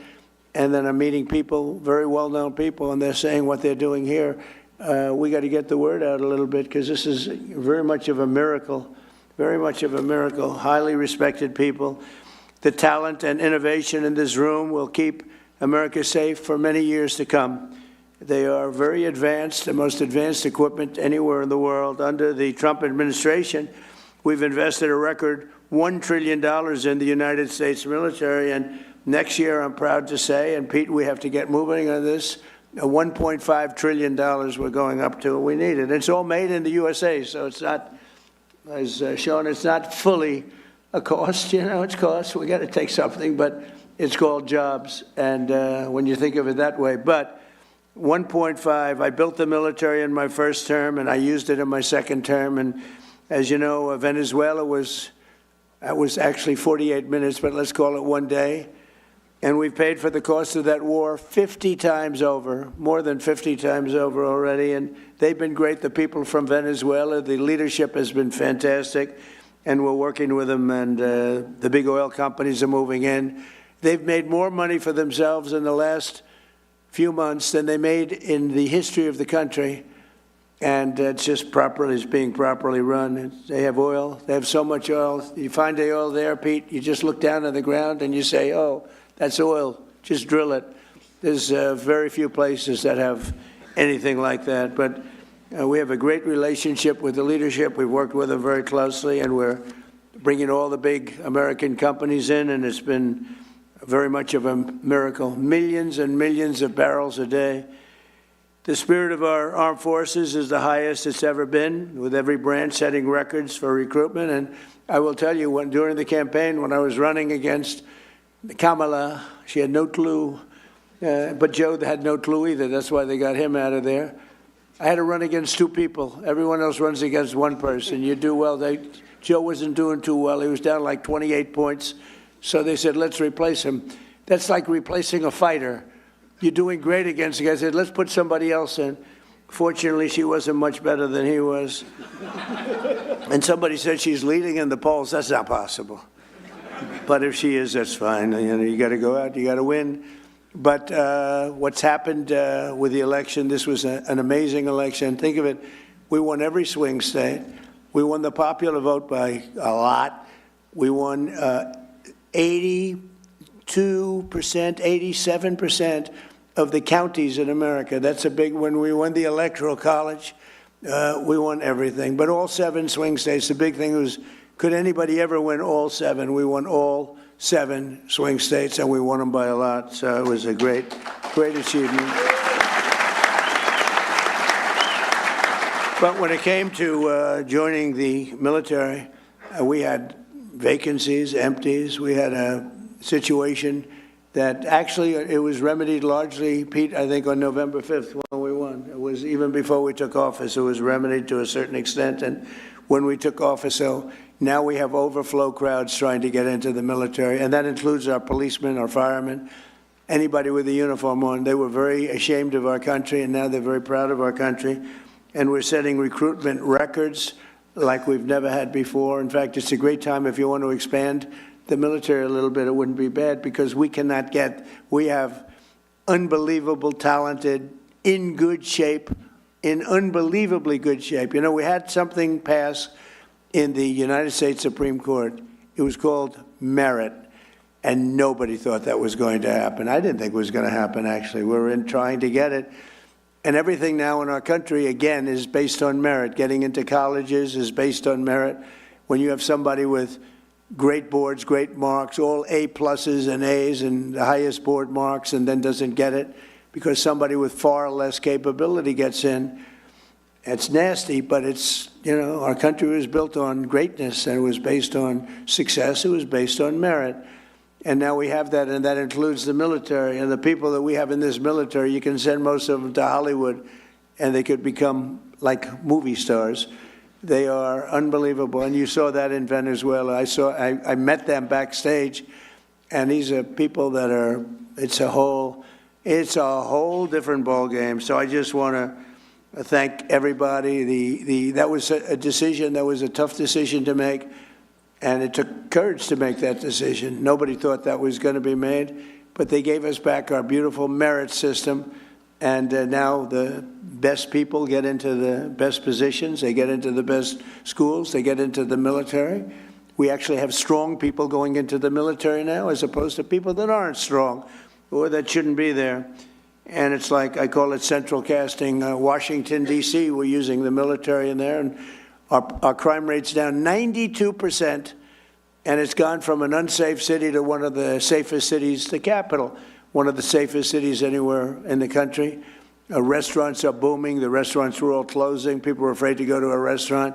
We took out over 5,000 criminals. We got them out of here. We got them, sent them back to their country. Many of them came through the Biden open borders, which was insanity.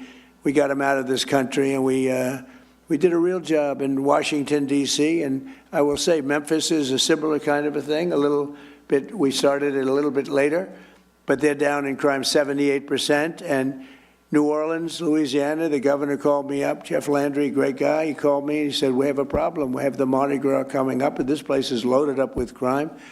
And we sent in the National Guard and others, and it was the safest that is on record, the safest Mardi Gras on record. They've never had anything like it. He called me two days later. He said, I've never seen anything like it. It's a terrible expression. He said nobody was killed. Well, that doesn't sound so good to say, frankly, in one way, but in another way, many people would be killed during Mardi Gras consistently, and now it was the safest they've had, he said, in 67 years, so it's pretty good. But we're going out for the $1.5 trillion this year, and I think we're going to be able to get it. And we're going to get it because we have so much money coming in. The tariffs have made this country so rich, and they've made this country so competitive. In order to not pay tariffs, people are coming out and they're leaving Mexico, and they're leaving. In fact, it was just announced that Toyota is leaving Mexico. Toyota is going to build one of the largest plants in the world, car plants in the world, in Texas. But many, many companies, they left us and they went to Mexico, Canada, Japan, Germany. They went all over the place, South Korea. They're all pouring back. The car plants, the AI plants, they're all coming back. If they don't, they have to pay taxes. The chips, we had this ridiculous CHIPS Act where you give billions of dollars to a company and they didn't even know what the hell to do with it. You give them billions of dollars, they say they're going to build. Nobody knew what to do with it. And of course, the standards were so high. If you weren't transgender, as an example, you didn't qualify. So they get the money, they'd hire, they'd look all over for transgender people to run the company, large portions. They couldn't find them. They weren't into the chip-making business, I guess, right? They had other things on their mind. But this was the Biden fools, those idiots that almost destroyed our country. But we're also reasserting the fundamental truth. To be a strong nation, you must be a manufacturing nation, manufacturing jobs. When you see these plants start to open, so we're building now at a record that we've never even, I don't think any country's ever approached this record. Again, we have $19.2 trillion being invested, and there's never been anything like it. You go back years and years, and it's China had the record with $3 trillion, and we're at $19.2 trillion. There's never been anything like it. These are going to be starting to open in 6 or 7 months. I mean, it's unfair because, you know, whoever the next president is going to be sitting up here someday and say, what a great job I did. What a great job. I did the greatest job, Jamie. He's going to be talking about what a brilliant president he is. And I'll be home and I'll be saying that, son of a gun. Because we did the job. We did the job. And we're clearing every obstacle to building the defense industrial base. And so many people, I was shaking hands backstage, they just came up and they said, we couldn't even function 2 years ago in this country. We couldn't get anything built. We couldn't get approvals. We couldn't do anything. And now we cannot imagine the change. They said 5 or 6 of the people building defense-oriented things, they said, we have no idea how this has happened to this extent. He said, we look forward to going to work. We get our approvals fast. We came up with a concept like on AI and other things that are big. Rather than going to our old, very old and fragile grid, we maintain it, but it's old and not up to date. It was let go by a lot of people that were in my position. They shouldn't have done that. But I came up with the idea to let them build their own power plants. So they're building their own power plants. So, you know, people would complain about the grid, but actually they're giving their excess electricity back into the grid. It's a phenomenal thing. But they're coming up with power. They're doing their own. They're really becoming a utility. They're becoming actually, in addition to AI, they're also becoming utility. And they're building some of the greatest power plants anyone has ever seen. We don't want wind because it's terrible. Doesn't work. These countries that go to wind, you go to wind, you lose your way, you go out of business. Look at what's happening in the United Kingdom. Wind all over the place. Doesn't work. Too expensive. Everything's made in China. And remember, you have to replace them after 8 or 9 years. You know, it's wonderful if they were there, but you got to replace them all the time because they wear out. The salt water kills them. It's ridiculous. And we have the oil and gas. We have a number of people back there with the nuclear. Nuclear is hot. It's become safe. And we got to keep it safe, but it's become safe. But we have tremendous new things happening, and some of these power plants that are being used for AI and other things that they're building are so far advanced from what you're used to. When you look at Con Edison, you look at the old companies, it's fine. They get the job done, but these are tremendous advancements that nobody would have ever come up with except for this group of seriously brilliant people. After decades of foreign countries ransacking Pennsylvania and all of our country, they ransacked our country and stealing our jobs, I imposed historic tariffs to protect the American copper, aluminum, steel, and many, many other projects like cars. And because of that, they're all coming back. This could have been done by a president if he knew you wouldn't have a Taiwan making 100% of the chips. I think by the time I leave, we'll have almost 50% of the chips being made in the United States, worldwide. They're moving here like you wouldn't believe it. With no investment. I'm not giving people billions of dollars. I'm not saying to some chip company, here's $30 billion, good luck in finding a site. That's what this stupid CHIPS Act was. Hundreds of billions of dollars just wasted. Half of the people never even used the money. I didn't give them 10 cents. I said, you're going to pay nothing for a year. After that, you're going to pay 10%. After that, you're going to pay 25%. Gives you 2.5 years to build your factory. If you don't build it by that time, you pay 200%, meaning you're sending chips in. You have a 200% tariff. They're building like crazy. And the biggest chip company in the world is building, and they just announced that they're expanding by another $200 billion. They're spending most of their money in Arizona, a great place to invest. But they're spending an extra $200 billion. It's the biggest chip company in the world. But we passed the largest tax cuts in American history. We delivered 100% expensing. That's a big one. I think, we had the greatest economy in the history of our country in my first term. We then got hit with COVID, but even including COVID, we did a great job in COVID. We never got credit for it, but every country was ripped apart by that disaster. We know where it came from. It came from Wuhan, and I said that, but we were all ripped apart. And China got hit very, very hard. It was delayed. They got hit very hard at the end. But it was a terrible thing, but we had the greatest economy in history. And before COVID, nobody had ever seen anything like it. But if you just took those 3 years and look at what we're doing now, we're going to blow them away. I mean, unless some horrible event happens, which is always possible. You know, we always have to at least think about the horrible events. Who would have thought that COVID could have happened? A thing like that could have happened. But we delivered 100% expensing, and that expensing, I think, where you write it off in 1 year. I have friends that bought things that, frankly, they didn't need. I have a friend that never flew on a private plane in his life, and he ended up going out buying a very expensive private plane because of expensing 1 year. And a lot of you're building your plants, more importantly than an example like that. You're building your plant and equipment. Jamie can expand his bank, write off everything in the first year. And you're doing a nice job. Your building is beautiful, by the way. It's great. You can write that sucker off in 1 year. Can you believe it? Now that stands up there, that steel. I want to know that steel contractor. He did a good job. Great job, actually. But we delivered 100%, and I felt it was very important to do so. And it goes for a 10-year period. So it doesn't just, I actually want to make it for 1 year because I figured everybody's going to come. 10 years is too long, but we had a couple of senators that really wanted, including a man named Lindsey Graham, who we love.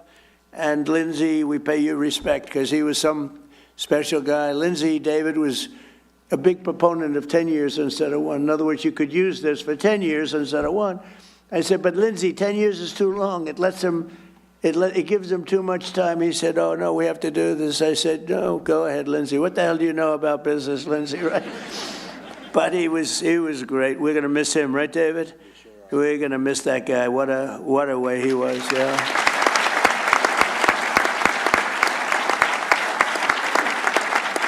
You know, he's a guy, I'm just thinking, he's a guy that some people you don't appreciate until they're not here, right? And you just saw all the quality that he had. He got things done. He could even deal with Democrats. If I needed a Democrat, I could go to Lindsay, and Lindsay would take him out and wine him and dine him and say, I got him for you, right? There aren't too many people could do that. David and I know it very well. But the expensing was so important. I think it's really what led to the tremendous success, because we had it in the first year and in the first administration. And I think that was what led to the single most important thing, I think, in terms of investment was the one-year expensing. I think people were building, sometimes maybe they shouldn't have been, but they were building at levels, and then it caught up.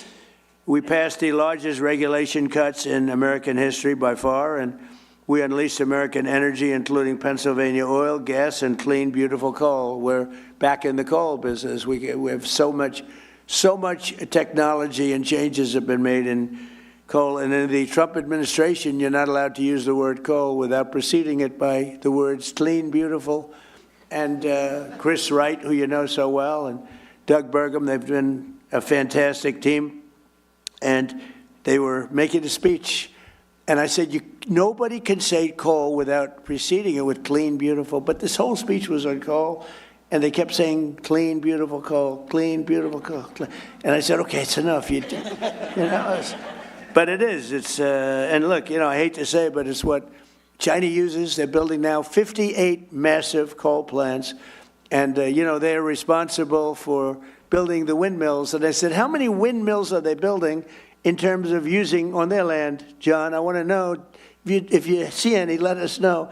They got coal plants all over the place, but they build the windmills. But the only one they have that I know of is one that they want to use. They don't use it in terms of energy. They show people, look how beautiful this is, as those poor suckers buy those windmills and lose their ass. But it's a terrible form of energy, most expensive form of energy. It's intermittent, doesn't work, and in my opinion, it kills the environment. It kills the birds, but it's visually, it's terrible. It's terrible. It's a terrible thing, and I'm proud to say that we have approved almost none. I think none, but we are.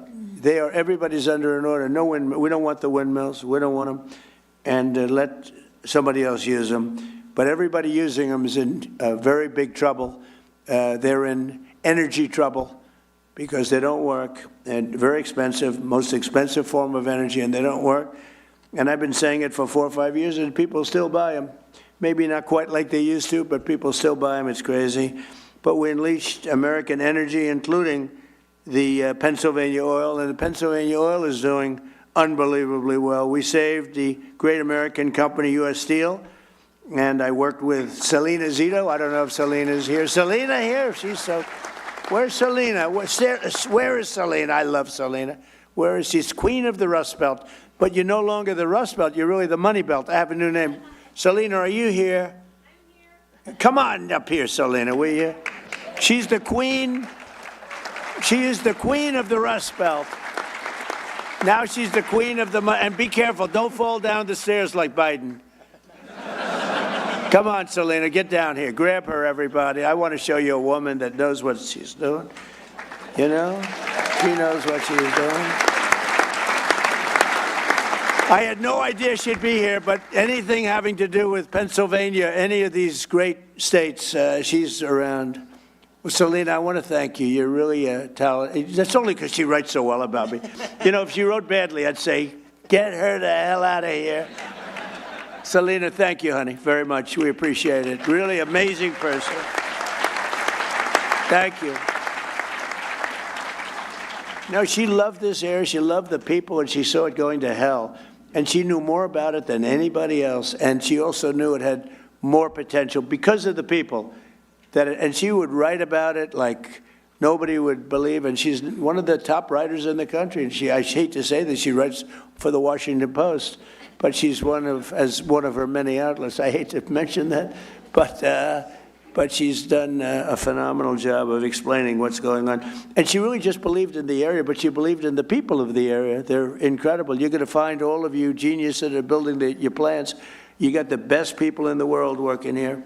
So just to finish up, we did more in terms of regulation cuts by 5 times, 6 times, and even in some cases, depending on the way you look at it, 7 times than any other president. We delivered no tax on tips, no tax on overtime, and no tax on Social Security.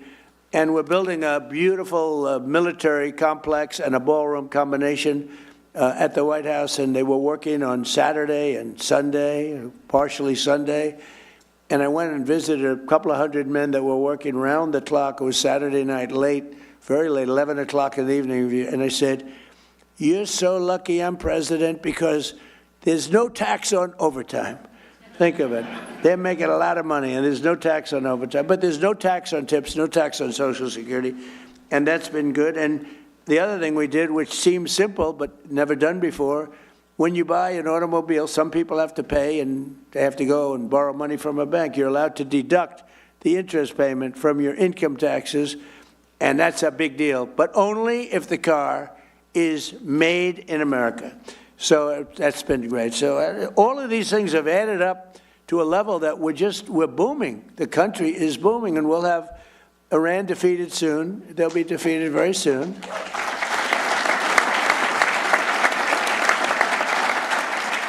And then I guess it'll be even better. But you know, even during this, it's been amazing. I mean, to think. So I call it a military operation, but call it whatever you want. It's incredible. It's like it hasn't made a dent. A lot of people thought oil would go up to $350 a barrel, and today it's at $79. A couple of days ago, it was at $68. It went up a little bit because I had to take tough action because they did not obey what they're supposed to obey. I mean, they just didn't do it. So we took a little action, but it'll all, when that settles down, I think you're going to have $55 oil, which is all great for what you're doing, maybe less than that.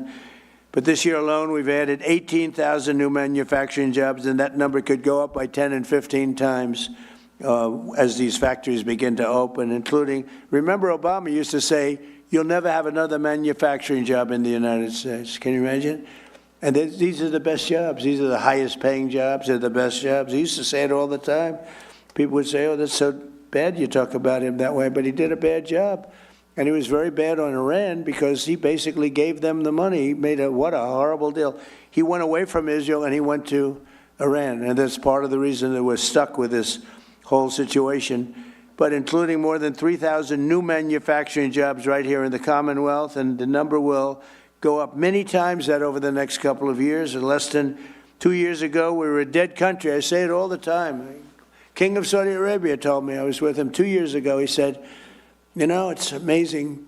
Just a little while ago, you were a dead country, and now you're the hottest country anywhere in the world." Every leader, I just got back from NATO, every leader said the same thing. You're the hottest country anywhere in the world. And they treated me like that. They're not treating me. They're treating me because of the country. We're the hottest country anywhere in the world. And a year ago, 2 years ago, we were a dead country. It was an embarrassment. So now, with all of that being said, just yesterday it was announced that inflation saw the largest monthly decline in 6 years. Can you imagine that? 6 years. So we inherited the highest inflation in the history of our country.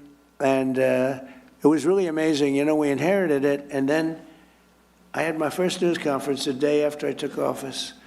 And they said, affordability. They go, that's a fake word that they use. They caused the affordability problem. It's called high prices. They came up with this word. They're good at coming up with words, but we came up with a good word too. They're Democrats, dumb. You take the B out. Most people don't know that dumb has a B, okay? But the U replaces the E, and you have a Democrat. And I just don't understand, because their policy is so dumb, what they've done to this country and what they will do to the country. If we don't win the midterms or win the election, everything that I'm talking about, you can just write it off because it'll revert back to open borders. It'll revert back to ridiculous high interest rates.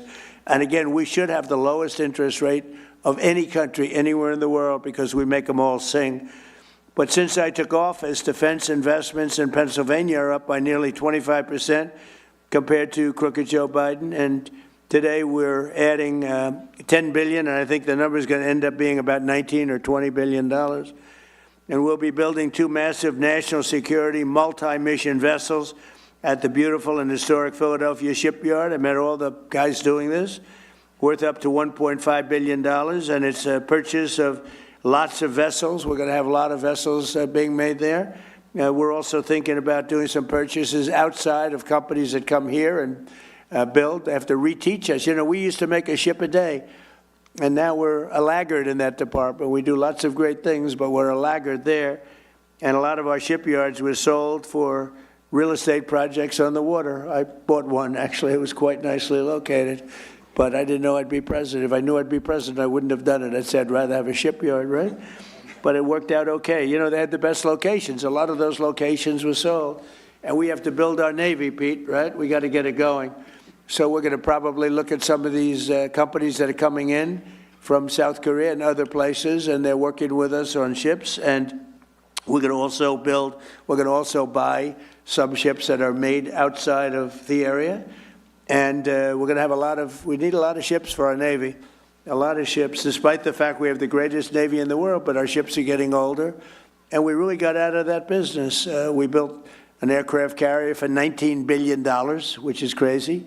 The price is crazy. It started off I came in, one of the first things I went to see was the Ford aircraft carrier. It was way over budget.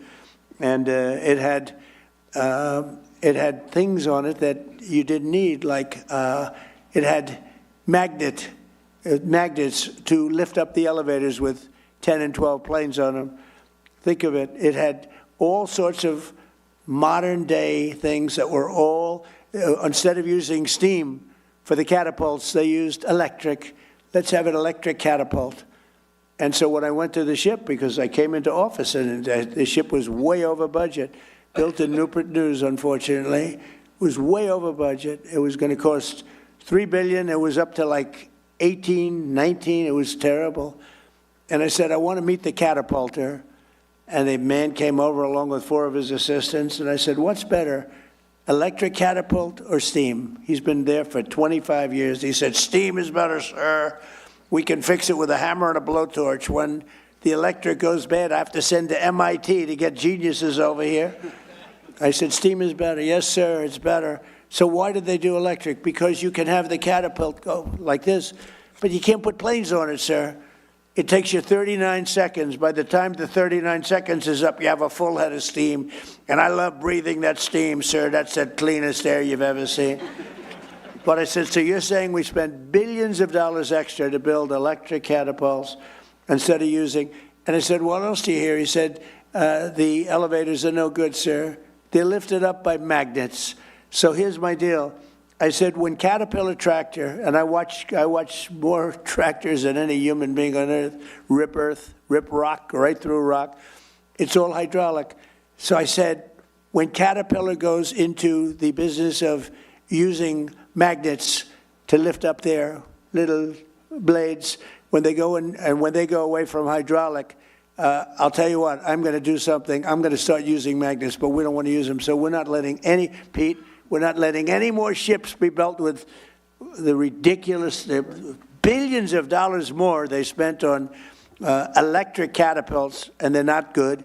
They're not nearly as good, too complex. And by the way, we had to call the ship in twice because their catapults didn't work, and I predicted that was true.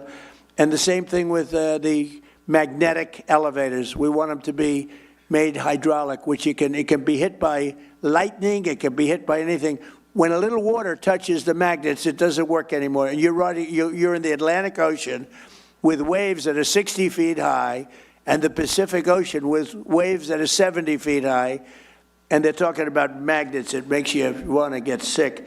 I actually called in the architect of the ship, and I said, have you designed a ship before?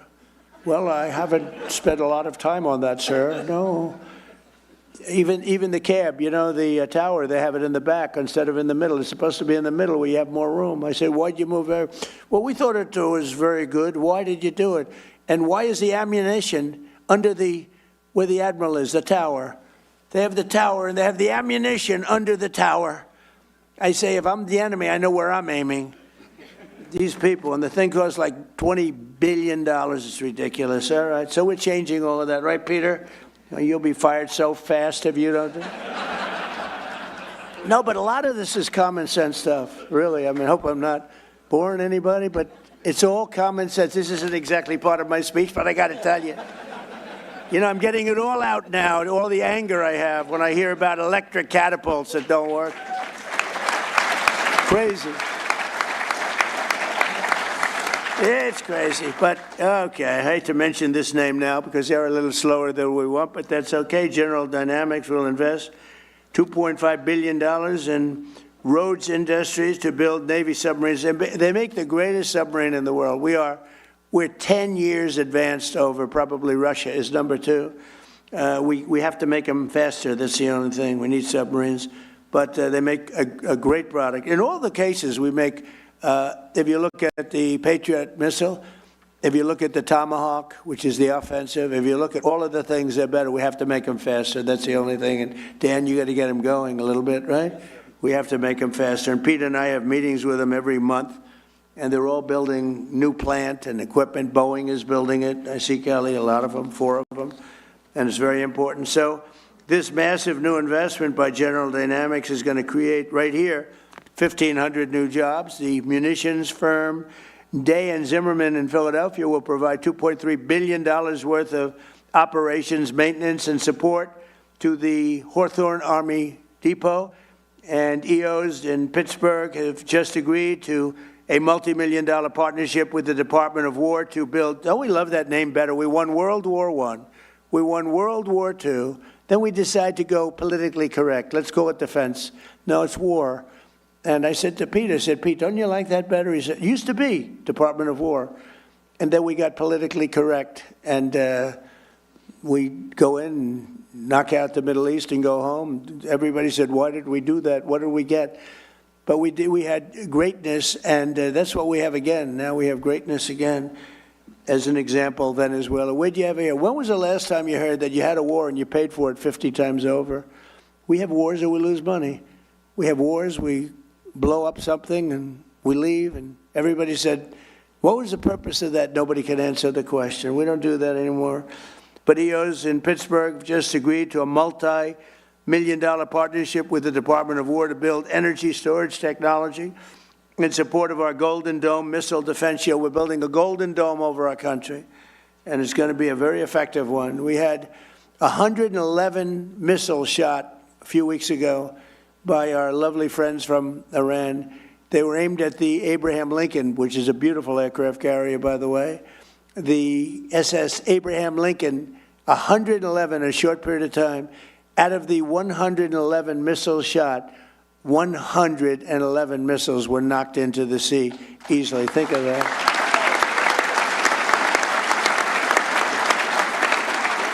And I called the captain of the ship. He wasn't even sweating. All you got, Jamie Dimon would be sweating that. You wouldn't like that. We have a different kind of strength, Jamie, right? We don't have that. But think of it. 111 missiles are coming at you. And he's drinking his coffee, taking it easy. And one after another, we have the greatest people, most importantly, but we have the greatest equipment anywhere in the world. There's nothing like it. 5 years ago, 6 years ago, I would imagine you couldn't even think about a thing like that happening. The JWF Industries is expanding its Windber facility and anticipating over $500 million in new contracts to build new vehicles, weapons, and components, and they make great stuff. Voyager Technologies will be investing hundreds of millions of dollars in turning Pittsburgh into an international robotics and space technology hub. And the robotics is so important because, again, we have the most people working right now in the United States than ever before. We need manpower and woman power.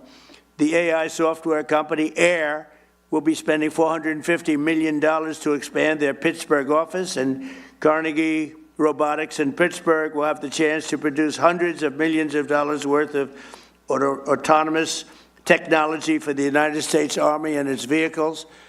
The Firepoint Energy in Tunnelton will be investing at least $170 million in pilot program to convert coal waste into jet fuel, electrical power, and critical minerals. And I hope you're going to do magnets. Somebody out there, I hope you're all brilliant people. Magnets.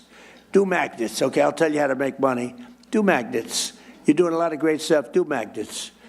Because one thing we don't have, but we're getting close, but do magnets. So I hope John Gray is listening to me so he can give him a couple of bucks and go into the magnet business. I guarantee it's going to be a success. It's one thing we don't, for some reason, it's not complex, not hard. We have the material. For some reason, they just don't, they don't do it. We need magnets. So one of you companies out there, go out, I'll teach you how to make money. Just do it. Companies like Adelon, Kratos, Advanced Cooling Technologies, Sphere Brake Defense, JP Morgan Chase, and Q Intel, among many others, will be expanding their investments all across the Commonwealth of Pennsylvania.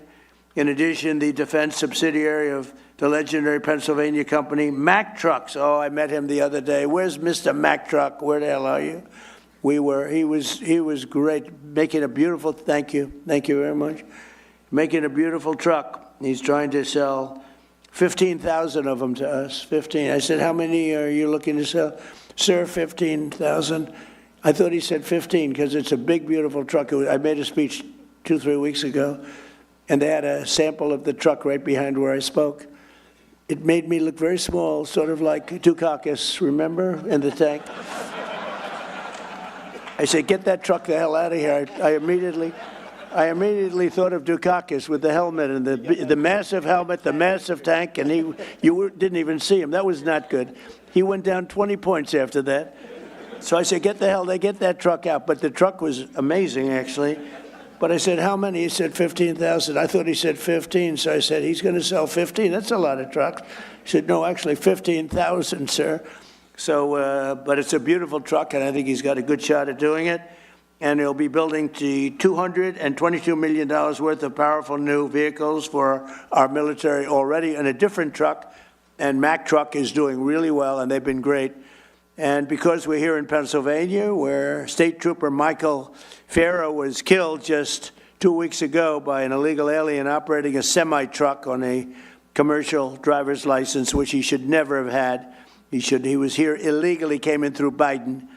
Today, I'm making one more important announcement. My administration will soon take historic action to get illegal alien truck drivers who are just killing a lot of people. They can't read signs. Many of them are on drugs or alcohol, and they shouldn't be driving these things. And they came in totally illegally, and we don't want them.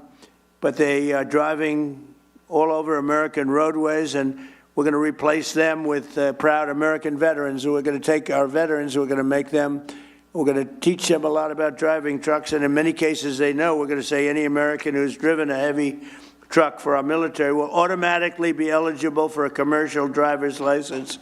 So we're going to get them taken care of. And the radical left is very much opposed to that, but it doesn't matter what they want because we're the ones that are running it. And just to finish, I want to thank our great Speaker of the House, Mike Johnson. He's fantastic, that man. And the House Budget Chairman, Jody Arrington, for launching an effort to get the Save America Act passed, including voter, I mean, it's so basic, voter photo ID, identification, proof of citizenship, and hopefully no corrupt mail-in ballots. We'll have exceptions for the military. We'll have exceptions for disability, for people that are not feeling well, or for people that are on vacation or anything. We're going to make it very easy. But the mail-in ballots, you see what happens in California. The vote still isn't counted. Can you believe it? It's like, what, 6 weeks? The vote still isn't counted. But the kid really, he was Spencer Pratt. I don't know Spencer Pratt. He came to the White House and saw me. But Spencer Pratt was an automatic lock, and he didn't make it. There was a little thing, Dina. They said, well, Spencer's falling behind a woman that nobody ever heard of. He's falling behind. No, it's very corrupt. And they were going to do that to Steve Hilton, too. And I had the U.S. attorney, did a great job. He started an investigation. They said, Steve Hilton is starting to fall badly behind. And I said, that doesn't mean falling behind. That means cheating is going on. This is 2 weeks after the election. So I got the U.S. attorney involved. And like 20 minutes after they made that statement, they said, Steve Hilton just made the runoff. These are crooked people. These are crooked people. The whole thing is terrible. But along with our incredible farmers and funding for our troops, so we're getting a tremendous amount of funding for our farmers, and we take care of our troops. We got them a great pay raise. But I support those efforts, and we're cheering them on. And the actions that we've announced today will create thousands of new Pennsylvania jobs, and they'll make our entire nation stronger and more prosperous than ever before. We have the strongest nation that we've ever had. We have the most successful nation that we've ever had. We've never had a thing happen. So many people, the biggest people came, financial people said, well, sir, I've been in business for 35 years. One gentleman, he looked like a young man, but he said 35 years, so he blew it. But he said, I've been in business for 35 years. I've never seen anything like what's happening right now. I'll bet Jamie would say that. I'll bet John would say that. There's never been a period of time like this. So I want to thank, again, Senator McCormick once again for this incredible get-together, but really, much more importantly, for the outstanding work that he's doing as a senator. He's an incredible person. And Pennsylvania has never had a greater warrior at the U.S. Senate than Dave McCormick, and it's an honor to be with you all, and we're going to do things that nobody would believe. If you go back 2 years when we were a failing nation, nobody would believe that we could be doing business and we could be even safety. The lowest murder number since 1900. Think of that. The lowest number since 1900, 125 years ago. Nobody would believe we have the lowest crime numbers, despite the fact that millions and millions of people came into our country illegally, and many of them were, they're gone now, but many of them were from prisons, they were drug addicts, they were from mental institutions. We have the lowest crime numbers we've had in decades and the lowest murder number in 125 years. So it's really been amazing. And David, I'll give it to you. I'll turn it out, but it's just an honor. I'm with so many people that I respect so much. I don't know all of you. I know many of you through reputation, through reading, but you're an amazing group of people, and you really are making our country great. Thank you very much. Thank you, Mr. President.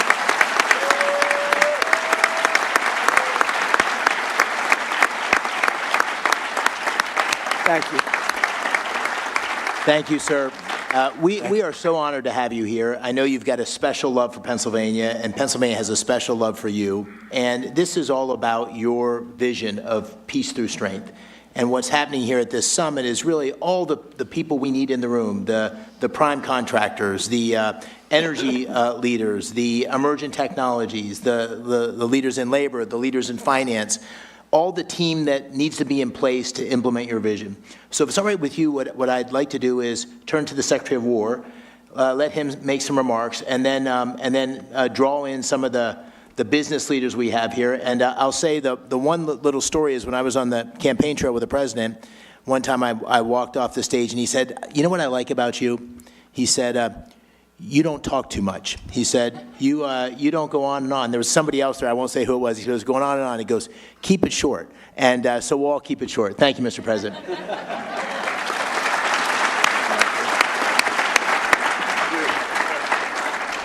Senator, that was a good warning and a good reminder, for sure. Mr. President, it is true to say that there has never been a moment like this or a stage like this where innovators, prime contractors, private equity, titans of industry, labor leaders, defense leaders have come together for this type of moment. There's never been a moment like this where the aperture has opened up inside the Department of Defense for defense and the second word, innovation. Your demand of me as a business leader and a builder is that we move at the speed of business and competition and speed and scale. And that's what these folks have funded and founded in their companies. But our bureaucracy was built to keep most of you out.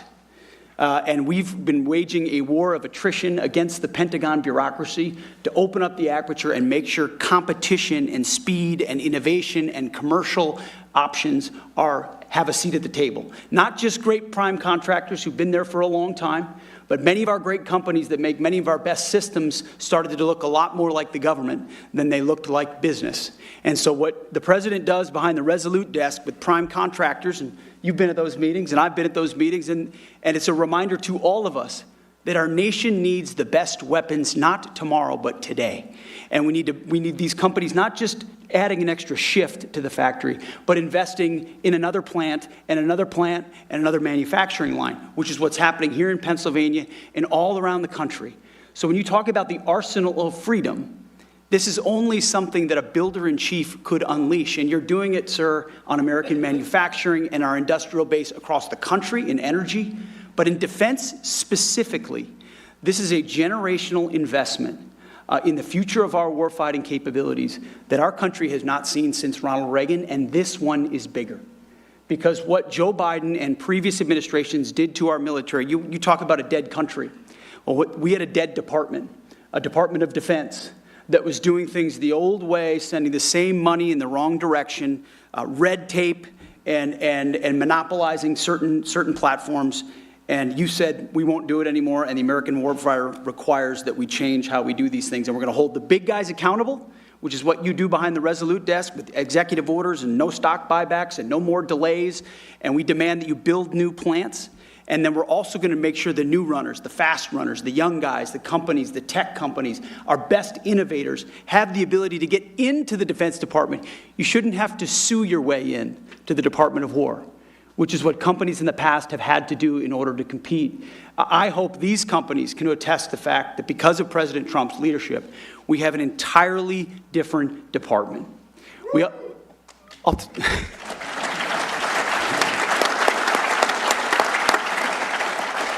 And it's important because we're at an entirely different moment. Not only do we have near-peer adversaries with historic military buildups, but we're at a step-change moment. AI and frontier models, autonomy, quantum, space, hypersonics, you name it. If you're ahead now and you get ahead of the game, you're going to be way ahead. If you fall behind now, you fall even further behind. The have-nots and the haves, that gap is widening. President Trump sees the moment and is investing in it in our department, but across government to make sure the 21st century is an American century. But he's demanding that we do it differently. We do it in a fiscally responsible way. We audit our department. We ensure that the money that we ask for is well spent. So we've got a different department, a different moment, and thank God we have a different president who rebuilt the military once. He's doing it again and is willing to make a historic investment, $1.5 trillion investment in the War Department to ensure that we outcompete, without question, every other nation on planet Earth, so that things like Venezuela can continue to be done to reestablish deterrence around the world. But that next midnight hammer that's required 10, 20 years down the road is because of the F-47 and the B-21 and the autonomy and the carriers that this president will build because of this historic investment. The Golden Dome that protects our country, the AI that allows us to target faster. This investment will fundamentally change the battlefield, keep the American people safe now and into the future, and it would not happen with Donald Trump. Mr. President, thank you very much.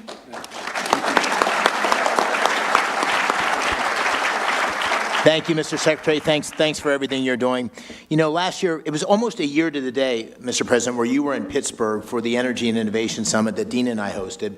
And one of the biggest announcements on that day was John Gray from Blackstone, a $25 billion announcement. And so I thought we might start with a year later, here's where we are. And I think what you're hearing from the business leaders in this room, the people in Pennsylvania, is the amount of investment and the level of activity is on fire.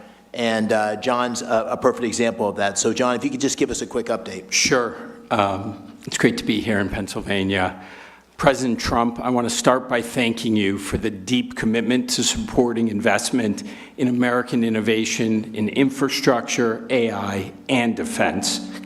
Senator McCormick, I want to commend you once again and Dina for hosting a summit here in Pennsylvania focused on the vital national imperatives. We were together a year ago in Pittsburgh. We announced that $25 billion in digital and energy infrastructure. We said we'd do it over a decade. Since then, we've acquired multiple data center sites. We've made enormous progress in our joint venture with local utility PPL, and we're proud to report that we're on track to invest over $40 billion and do it in 5 years.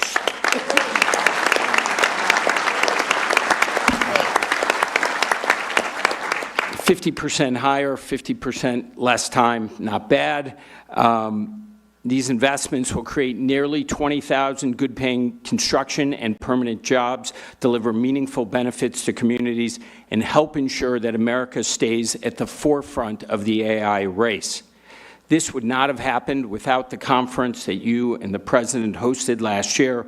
We also got tremendous support from the governor in terms of infrastructure development. Everybody loves to complain that things are not working in the United States. Well, in Pennsylvania, they're working the way the founders intended 250 years ago. So congratulations to all of you. I would also just say last year, we talked about building critical infrastructure to power the innovation economy. Today, we're talking about applying that innovation to our most important priority, protecting our national security. At Blackstone, we're incredibly proud to be all in on both of these objectives. Technology is, as the Secretary noted, fundamentally reshaping the national defense. It's going to require enormous amounts of private capital, not only to invest in the new innovation, but also to scale up production in a capacity-constrained world. And Blackstone is ready to help in a very big way. We've already invested $20 billion in defense and aerospace in the last 5 years. We expect the scale and pace of that investment to increase meaningfully from here. We see national security as a compelling place to deploy capital on behalf of our investors that also supports a core American interest. So thank you, President Trump, Senator McCormick. It is an honor to be here today. Thank you, John.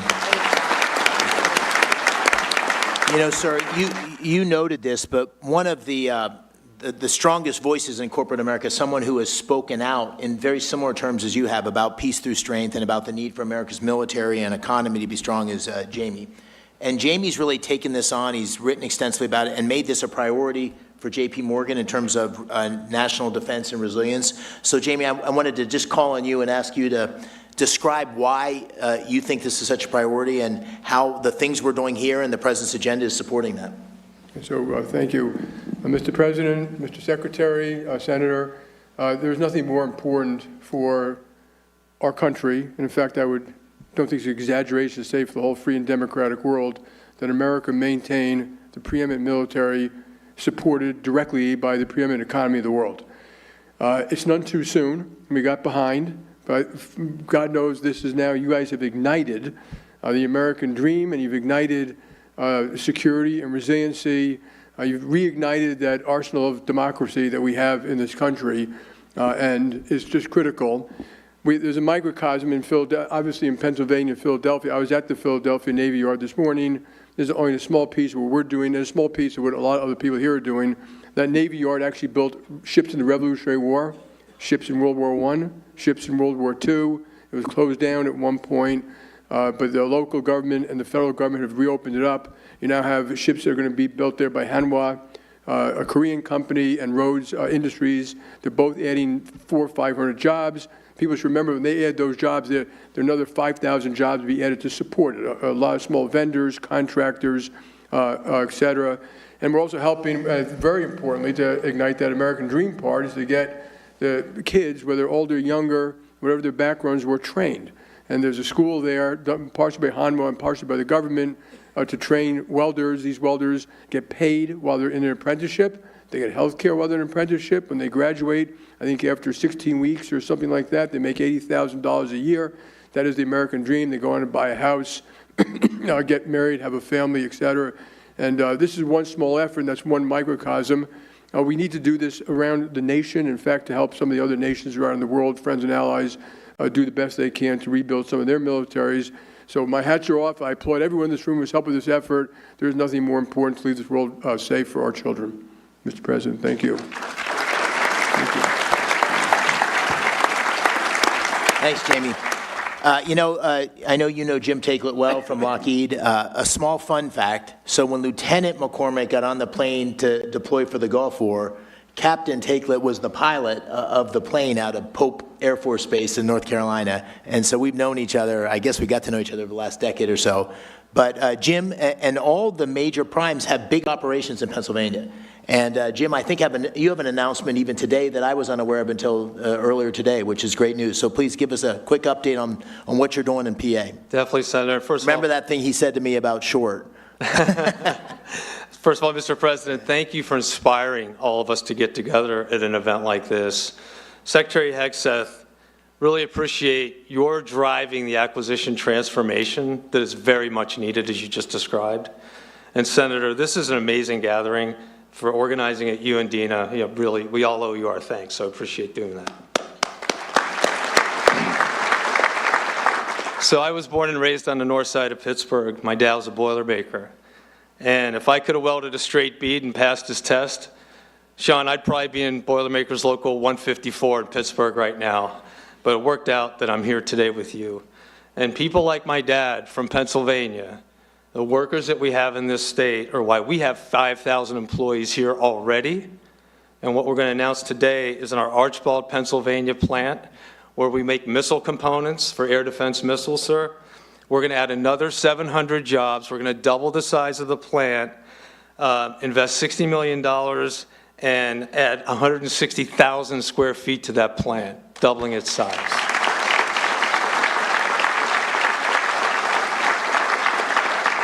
And that's on top of $300 million we just completed investing in our Valley Forge operation, which does strategic missile reentry, among other things. And you know, Mr. President, that we're going to invest upwards of $9 billion in the next 3 years at 20 different sites. Looking forward to showing you some of those plans when you have time. And we are going to continue to build with you and with the Secretary the arsenal of democracy, and Pennsylvania will be ground zero for that effort. Thanks, Senator. Thank you. And just real quickly, I'll keep us going. Danny Deep from General Dynamics. Danny is the president, and I had a chance to tour that 155 facility in Scranton, and you've got assets across Pennsylvania, another huge employer. Just give us a quick update on what's going on in Pennsylvania and how you see the future expanding based on what's the president's policies that have been put in place. Thank you, Senator. Secretary, Mr. President, thank you for your leadership here at home and abroad. It is inspiring. So here in Pennsylvania, when you talk about manufacturing muscle, this is really where we have a lot of muscle. 1,100 suppliers, 8 facilities around the Great Commonwealth. Over the last number of years, we've expanded artillery production by 4x. And over the next several years, we'll see it continue to grow. You mentioned Rhodes Industries in that $2.5 billion award. Let me give you a little bit on Rhodes Industries because it's a great story. This is a multi-generation company with family ownership, and they keep their promises. And now they have 10 years to look forward and add resources. Their workforce will increase by 5x. And they're expanding, and we're doing that all over the state with all of these 1,100 suppliers. And thank you for your leadership to do that. And we're committed to deliver Virginia-class and Columbia, and that's what Rhodes is going to work on. And we don't make aircraft carriers.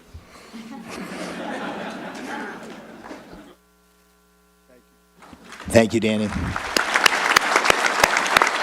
You know, your administration has been very active. The Secretary of the Navy, your Transportation Secretary in the Philadelphia shipyard. What is happening there is magical. And we have Michael Coulter here as the CEO of that U.S. operation.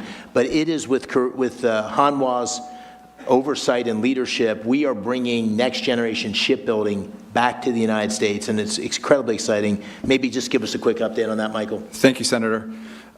President Trump, I want to start by saying thank you to you and your administration for your leadership on revitalizing the defense industrial base and in revitalizing shipbuilding in the United States. Mr. Secretary, I've been in aerospace and defense industry for decades. This is the most business-friendly, industry-friendly administration we have ever seen. The access, the dialogue between the Pentagon and all of my colleagues in industry is like nothing we've ever seen. We greatly appreciate it. Because of that access, the President's leadership, and the demand signal, Mr. President, that you have sent on defense budget, we now have an environment that Senator McCormick has been able to pull together here, where we have defense industry leaning forward, we have private sector, private capital leaning forward. Mr. President, your leadership has led to all of that. We're very grateful for the opportunity to build the radar ships that you announced today. They will be a central part of the defending the homeland from the missile threats that you have also made a priority. As you mentioned, sir, our shipyard in Korea puts out about 1 ship a week. We have a plan to bring that capability to Philadelphia. You know this better than anybody, Mr. President, but ships win battles, shipyards win wars. And we are going to recreate what has been great in Philadelphia. Philadelphia, home to the nation, home to the Navy, home to naval shipbuilding with the first frigate. It is going to be the home to make American shipbuilding great again, and we're very glad to be part of that, sir. Thank you. Thank you, Michael. And was I right? One ship a year 2 years ago, and the goal was to get to 20 ships a year? Think about it, 1 ship a year to 20 ships a year. That's the path that's happening because of the policies, the emphasis on shipbuilding. We're still not where we need to be, but a huge, huge step forward. You know, this whole summit also, Mr. President, we have the defense primes here, but we have a lot of emergent technologies. There's 130 booths up here, Pennsylvania companies, AI, drones. It's incredible what we're seeing. And there's all sorts of capital coming into these emergent technologies in the defense tech space. And we have at the table here 2 of the really most successful investors in defense tech. So I'd like to ask them both to comment on that, because our future, as the Secretary said, is not just doubling down on the existing primes, although they play an incredibly important role. It's bringing in new entrants and new technologies and disruptors. And that's what we need for the future. So Antonio Gracias, who you know well, has been extremely successful in this space. Maybe you could give us a thought, Antonio, and then I'll turn to Thomas Toll. Thank you, Dave. I appreciate it very much, and thank you, Dave, for inviting me. Mr. President, it's been extraordinary. You know, I've been working in manufacturing defense tech actually since the mid-90s, and there's never been an environment like this. You're right, Secretary Hexeth, never. We have 5 companies here today, Anduril, Saronic, Hadrian, General Matter. We are literally seeing an environment and change at the DOW that is allowing these companies to accelerate and unleashing American entrepreneurship in the defense area. It's truly extraordinary, and I want to thank you. We needed it as a country for legislation. We also need to defend ourselves. I think about my own children. If they're fighting a war, what they want to have, that's how we decide to invest in. And clearly, we want this technology. Thank you. We're very grateful. Thank you, Antonio. Thomas? I live here in Pennsylvania, and the atmosphere that you've created, sir, under your leadership, Secretary Hegseth, Senator McCormick, we've invested billions of dollars in defense tech because we know that we need it. We know that we have to, we live in a dangerous world, and we have to defend that, and we have to be leaders. We've invested in companies like Gecko Robotics here in Pittsburgh, and without the change that you're causing, these things aren't possible. So I just want to say thank you very much, and it's going to make a massive difference for the next 20 years.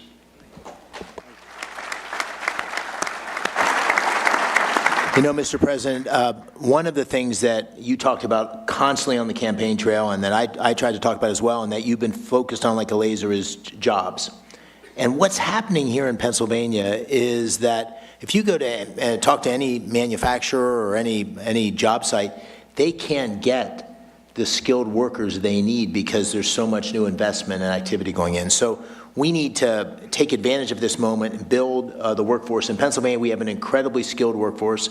As I said earlier, we have 190,000 people that work in the defense industry. We hope that number is going to double over the next 5 or 10 years.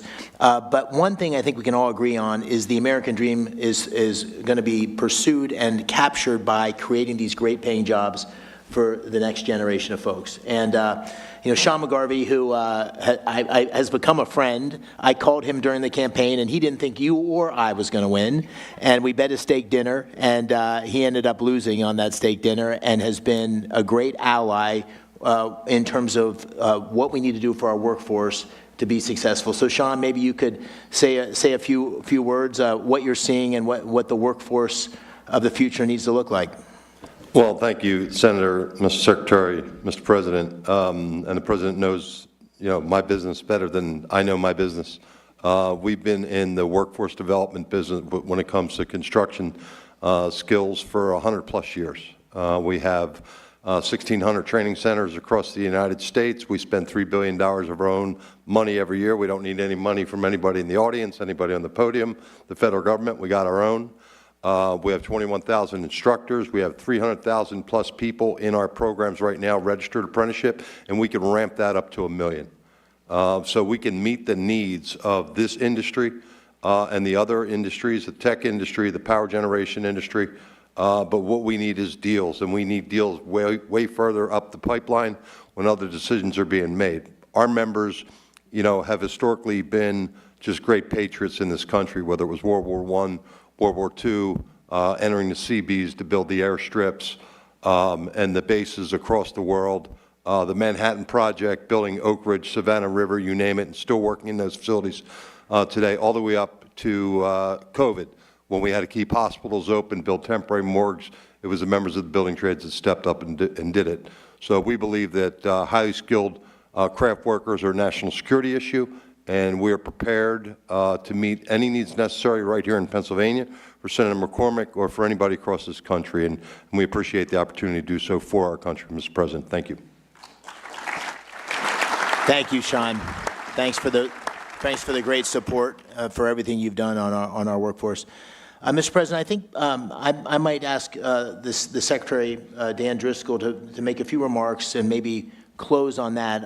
I just want to say this has been an extraordinary event in the Army and the Army War College, which you're here, the 4th president in America's history to visit here since the Revolutionary War, the Carlisle Arsenal, the Army War College, and the Army's been extraordinary. So, Mr. Secretary, first of all, thank you to General Bradenkamp and everybody that made this possible. But maybe give you a word, and I'll close and then turn to the President. Mr. President, Secretary of War Hegseth, your leadership, what it's fundamentally done for the people in my life every day, the American soldier, is you have unleashed them to do what they joined the Army to do, to be ready to fight and win our nation's wars. And we had gotten in their way for the last 30 and 40 years. We had not let all of these entrepreneurs come get in the mud with them and help them change what they could use to fight. And it is because of you, Secretary, and you, Mr. President, that all of the regulatory nonsense has been knocked out of the way. And I think if you talk to any of the soldiers, sir, on your way to the helicopter, what they will tell you is the last 18 months have looked nothing like most of their careers. And that is because all of you on this stage and everyone out in the audience. So thank you so much for being here.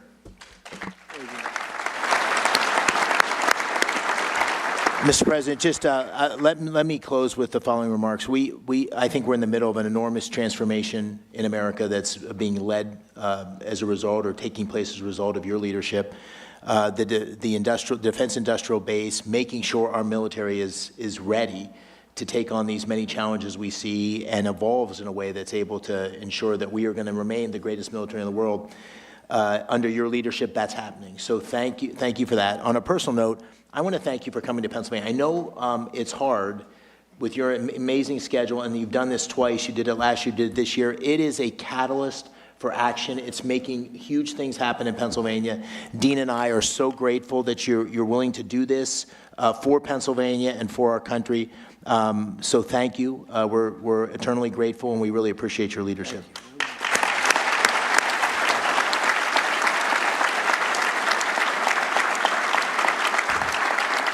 Sir, would you like the final word?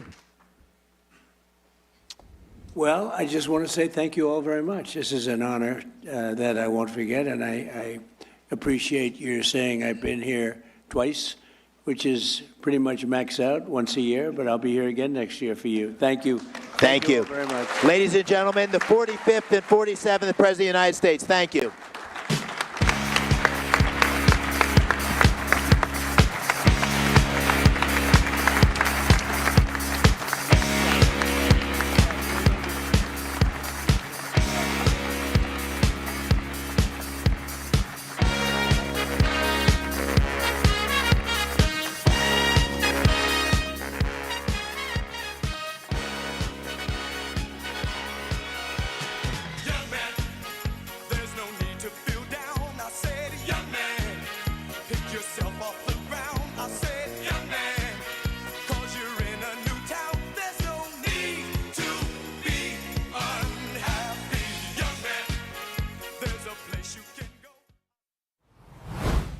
All right, so the Commander-in-Chief attending the Pennsylvania Defense and Innovation Summit in Carlisle, Pennsylvania. This live stream broadcast brought to you by a few of our great sponsors. We're going to get to some more coverage here in just a second, but in the meantime, All Family Pharmacy.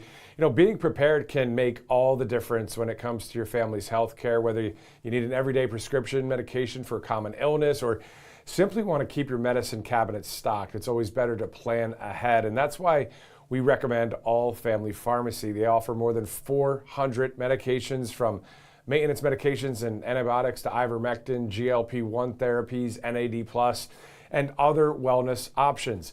And what really sets them apart is their customer service, because when you call, you actually get a real person who can help. Whether you're placing an order or have a question about your prescription or need guidance through the process, their team is there for you. And also, you can speak to a licensed pharmacist if you need to. Ordering is simple. Complete a secure online medical questionnaire, and one of their licensed physicians reviews your information, and then if appropriate, writes your prescription. So your medication is then shipped directly to your door. So all you have to do to get this started, you just visit allfamilypharmacy.com/RSBN. Use the promo code RSBN10 at checkout. Get that 10% off. 561-717-6794 is that phone number.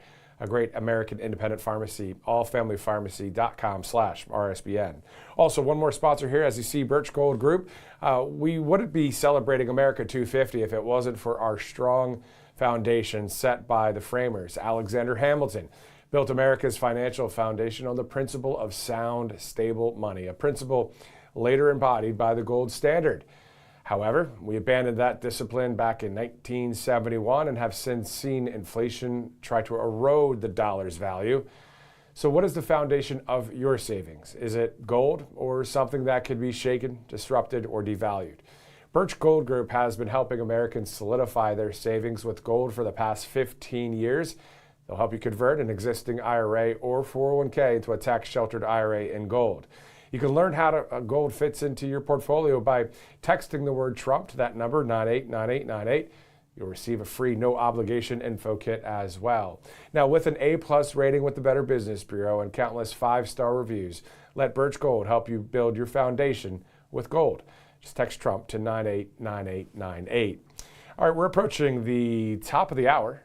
And, I was just thinking about this daylight saving time vote that was in the House of Representatives recently, basically keeping daylight saving time as the way to go.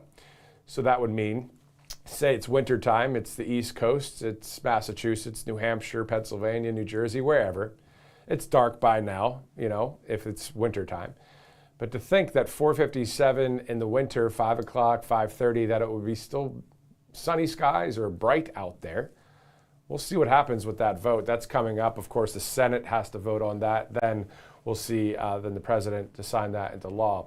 Speaking of signing things into law, wouldn't it be great to see the Save America Act signed into law somehow, some way? We'll see what happens.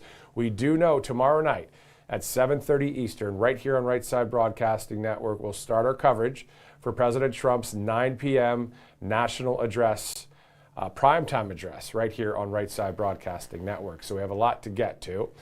For those of you just joining us and you're wondering, well, what the heck was that all about? Well, it was the Defense and Innovation Summit. For more details on that summit, let's go back to the Pennsylvania Senator Dave McCormick in clip number 1. Pennsylvania's unique combination of legacy industry, cutting-edge innovation, and a skilled, patriotic workforce is exactly what our national defense industrial base needs and should emulate. Our defense industry supports more than 190,000 jobs. All 7 of the nation's largest defense contractors operate in our great Commonwealth. And Pennsylvania firms supply more than 465,000 parts across 2,300 weapon systems. Scranton leads the country in large caliber ammunition, the 155 millimeter artillery shells that have been used to devastating effect on the battlefields of Ukraine. York is effectively the sole production source of the Army's Bradley fighting vehicle. Ridley Park is the only place in America that builds the Chinook helicopter. King of Prussia hosts Lockheed Martin's Space Systems Division, developing the satellites and spacecraft and advanced defense systems that will secure the final frontier. North Central Pennsylvania is the powdered metal capital of the world, producing roughly 40% of the globe's powdered metal parts. And in Philadelphia, the birthplace of the United States Army, Navy, and Marine Corps, Hanwha is investing $5 billion to revive American shipbuilding, creating over 10,000 new jobs. Pennsylvania produces more than legacy platforms and munitions. We are also at the cutting edge of defense innovation. Greater Pittsburgh is one of the world's leading robotics and artificial intelligence clusters, with more than 250 advanced technology firms. Carnegie Mellon's Robotics Institute is developing the autonomous drone capabilities that increasingly define modern warfare. Astrobotic, a Carnegie Mellon spin-out, is building the robotic landers that are carrying America back to the surface of the moon. Penn State's Applied Research Laboratory, a trusted partner of the United States Navy for 8 decades, is developing the hypersonic and undersea warfare technologies that increasingly define modern warfare. And the Bettis Laboratory in western Pennsylvania designs the nuclear reactors that power our entire submarine fleet. And our Army depots, Toby Hanna and Letterkenny, keep our forces equipped and ready every single day. It will take a team of industry, labor, and innovation to keep America safe for another 250 years. And here in Pennsylvania, we have that team.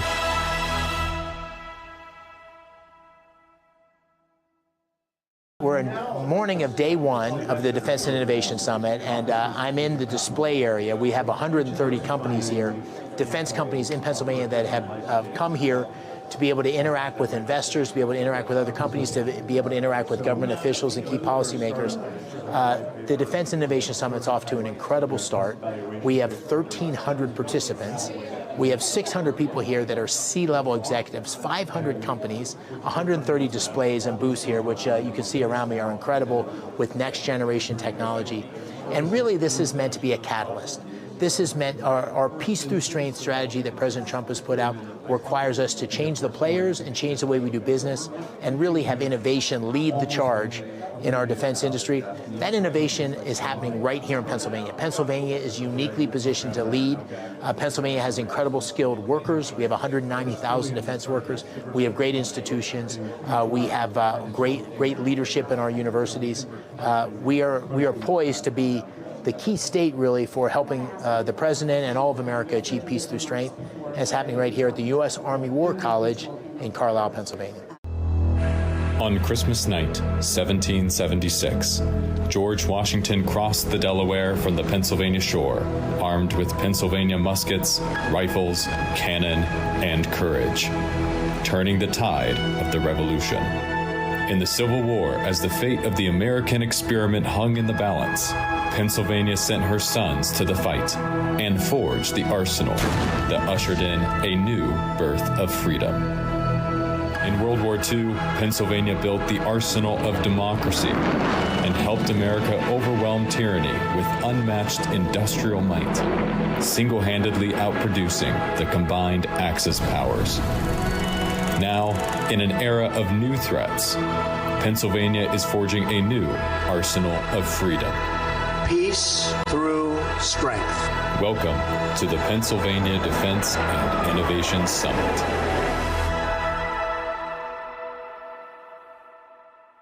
Also gathered at a moment of reflection on our nation's 250th anniversary of independence.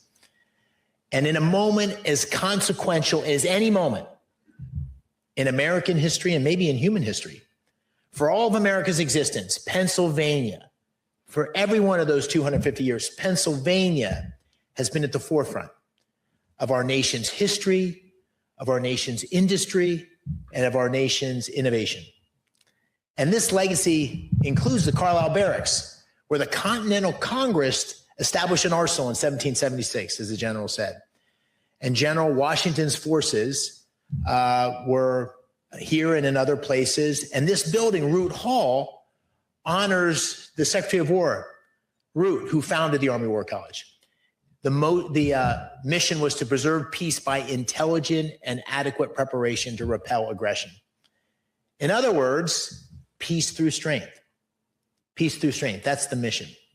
And today, achieving President Trump's vision of peace through strength demands new players and new ways of doing business. And what I think you're going to see over the next 2 days is Pennsylvania can help show the way. At the end of the 19th century, America was entering a decisive transformation, the Gilded Age, when the nation shifted from agrarian roots into an industrial-powered. Well, the city of Philadelphia is taking a big step to spur technology innovation in the city's neighborhoods. Today, we are challenged as never before on the sea, in the air, in space, and in cyberspace. Thanks to the men and women of ARL Penn State, we are up to that challenge. A new industry is being born. A new era of science and discovery is beginning. A lot of people don't know that Pittsburgh played a major role in putting a man on the moon. Pittsburgh aluminum and steel went into that rocket. AI innovation is really underpinning a lot of these dramatic changes in autonomy and drones and robots. The battlefield's changing. President Trump's been leading the way, and Pennsylvania can lead the way with him.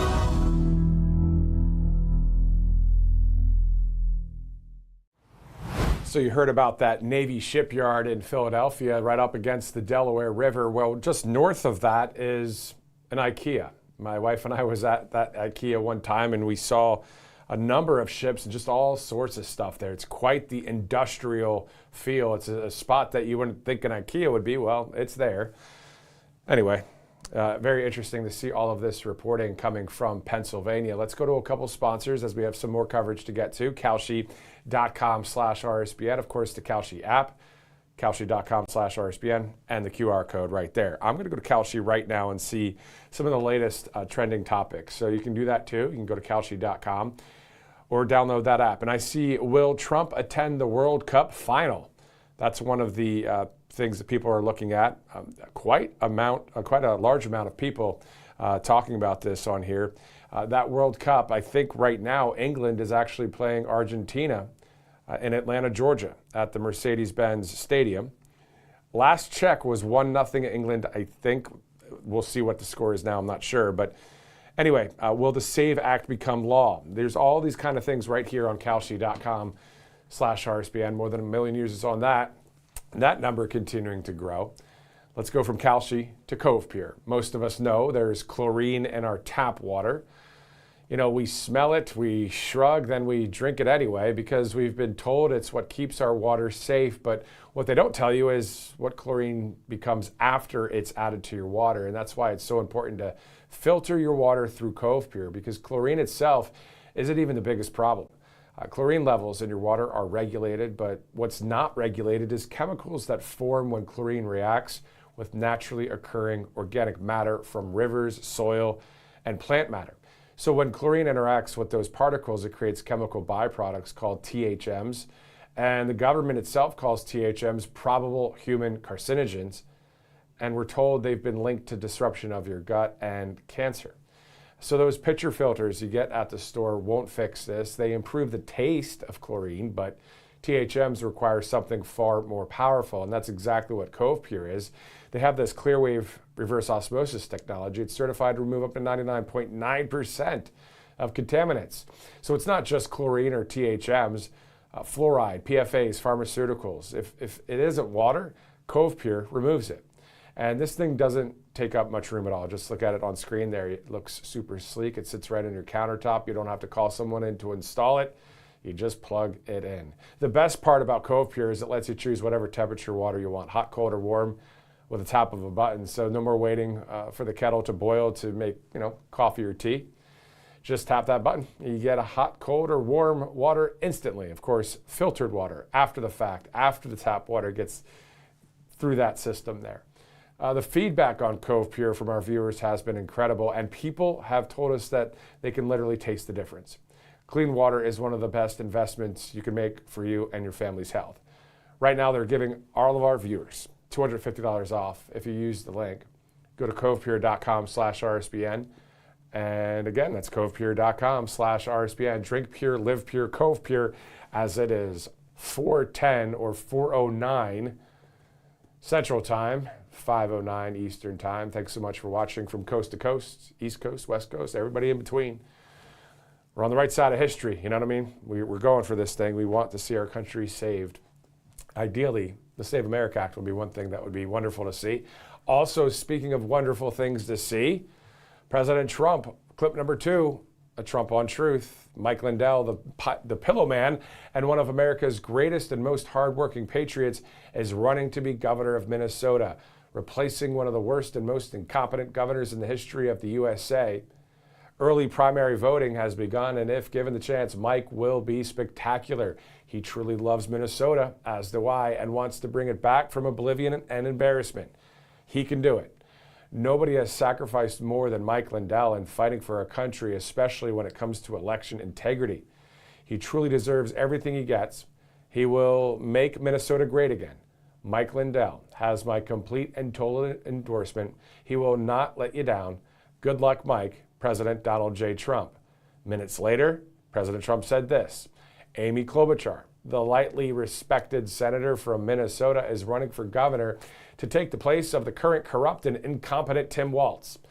I have gotten to know Klobuchar over the years and find her to be equally as incompetent as Walz, and probably equally as corrupt in that, as a high government official from Minnesota, she knew everything that was going on. If the elections in Minnesota weren't rigged, any Republican could win, but they were, and that is why nobody has won there since Richard Nixon many years ago. President Trump says, quote, I thought I won it all 3 times, only to be disappointed in the end. Vote for Mike Lindell for governor, who has my complete and total endorsement, and forget about these corrupt Democrats like Amy Klobuchar, or Klobuchar. Make Minnesota great again, President Donald J. Trump. We have a total of 2 more clips, and we'll be wrapping up our broadcast for the day. Tomorrow, we know this, at 7:30 Eastern, we'll be live right here for President Trump's 9 p.m. primetime speech. We'll see what the White House schedule has as well, because there may be some events during the day to cover. Who knows? Will tomorrow be the day that Carolyn Leavitt is back there at that podium? We'll see. Meantime, Secretary of Transportation Sean Duffy attended this week's Freedom 250 Grand Prix showcase. His team posted this video about it. Check it out.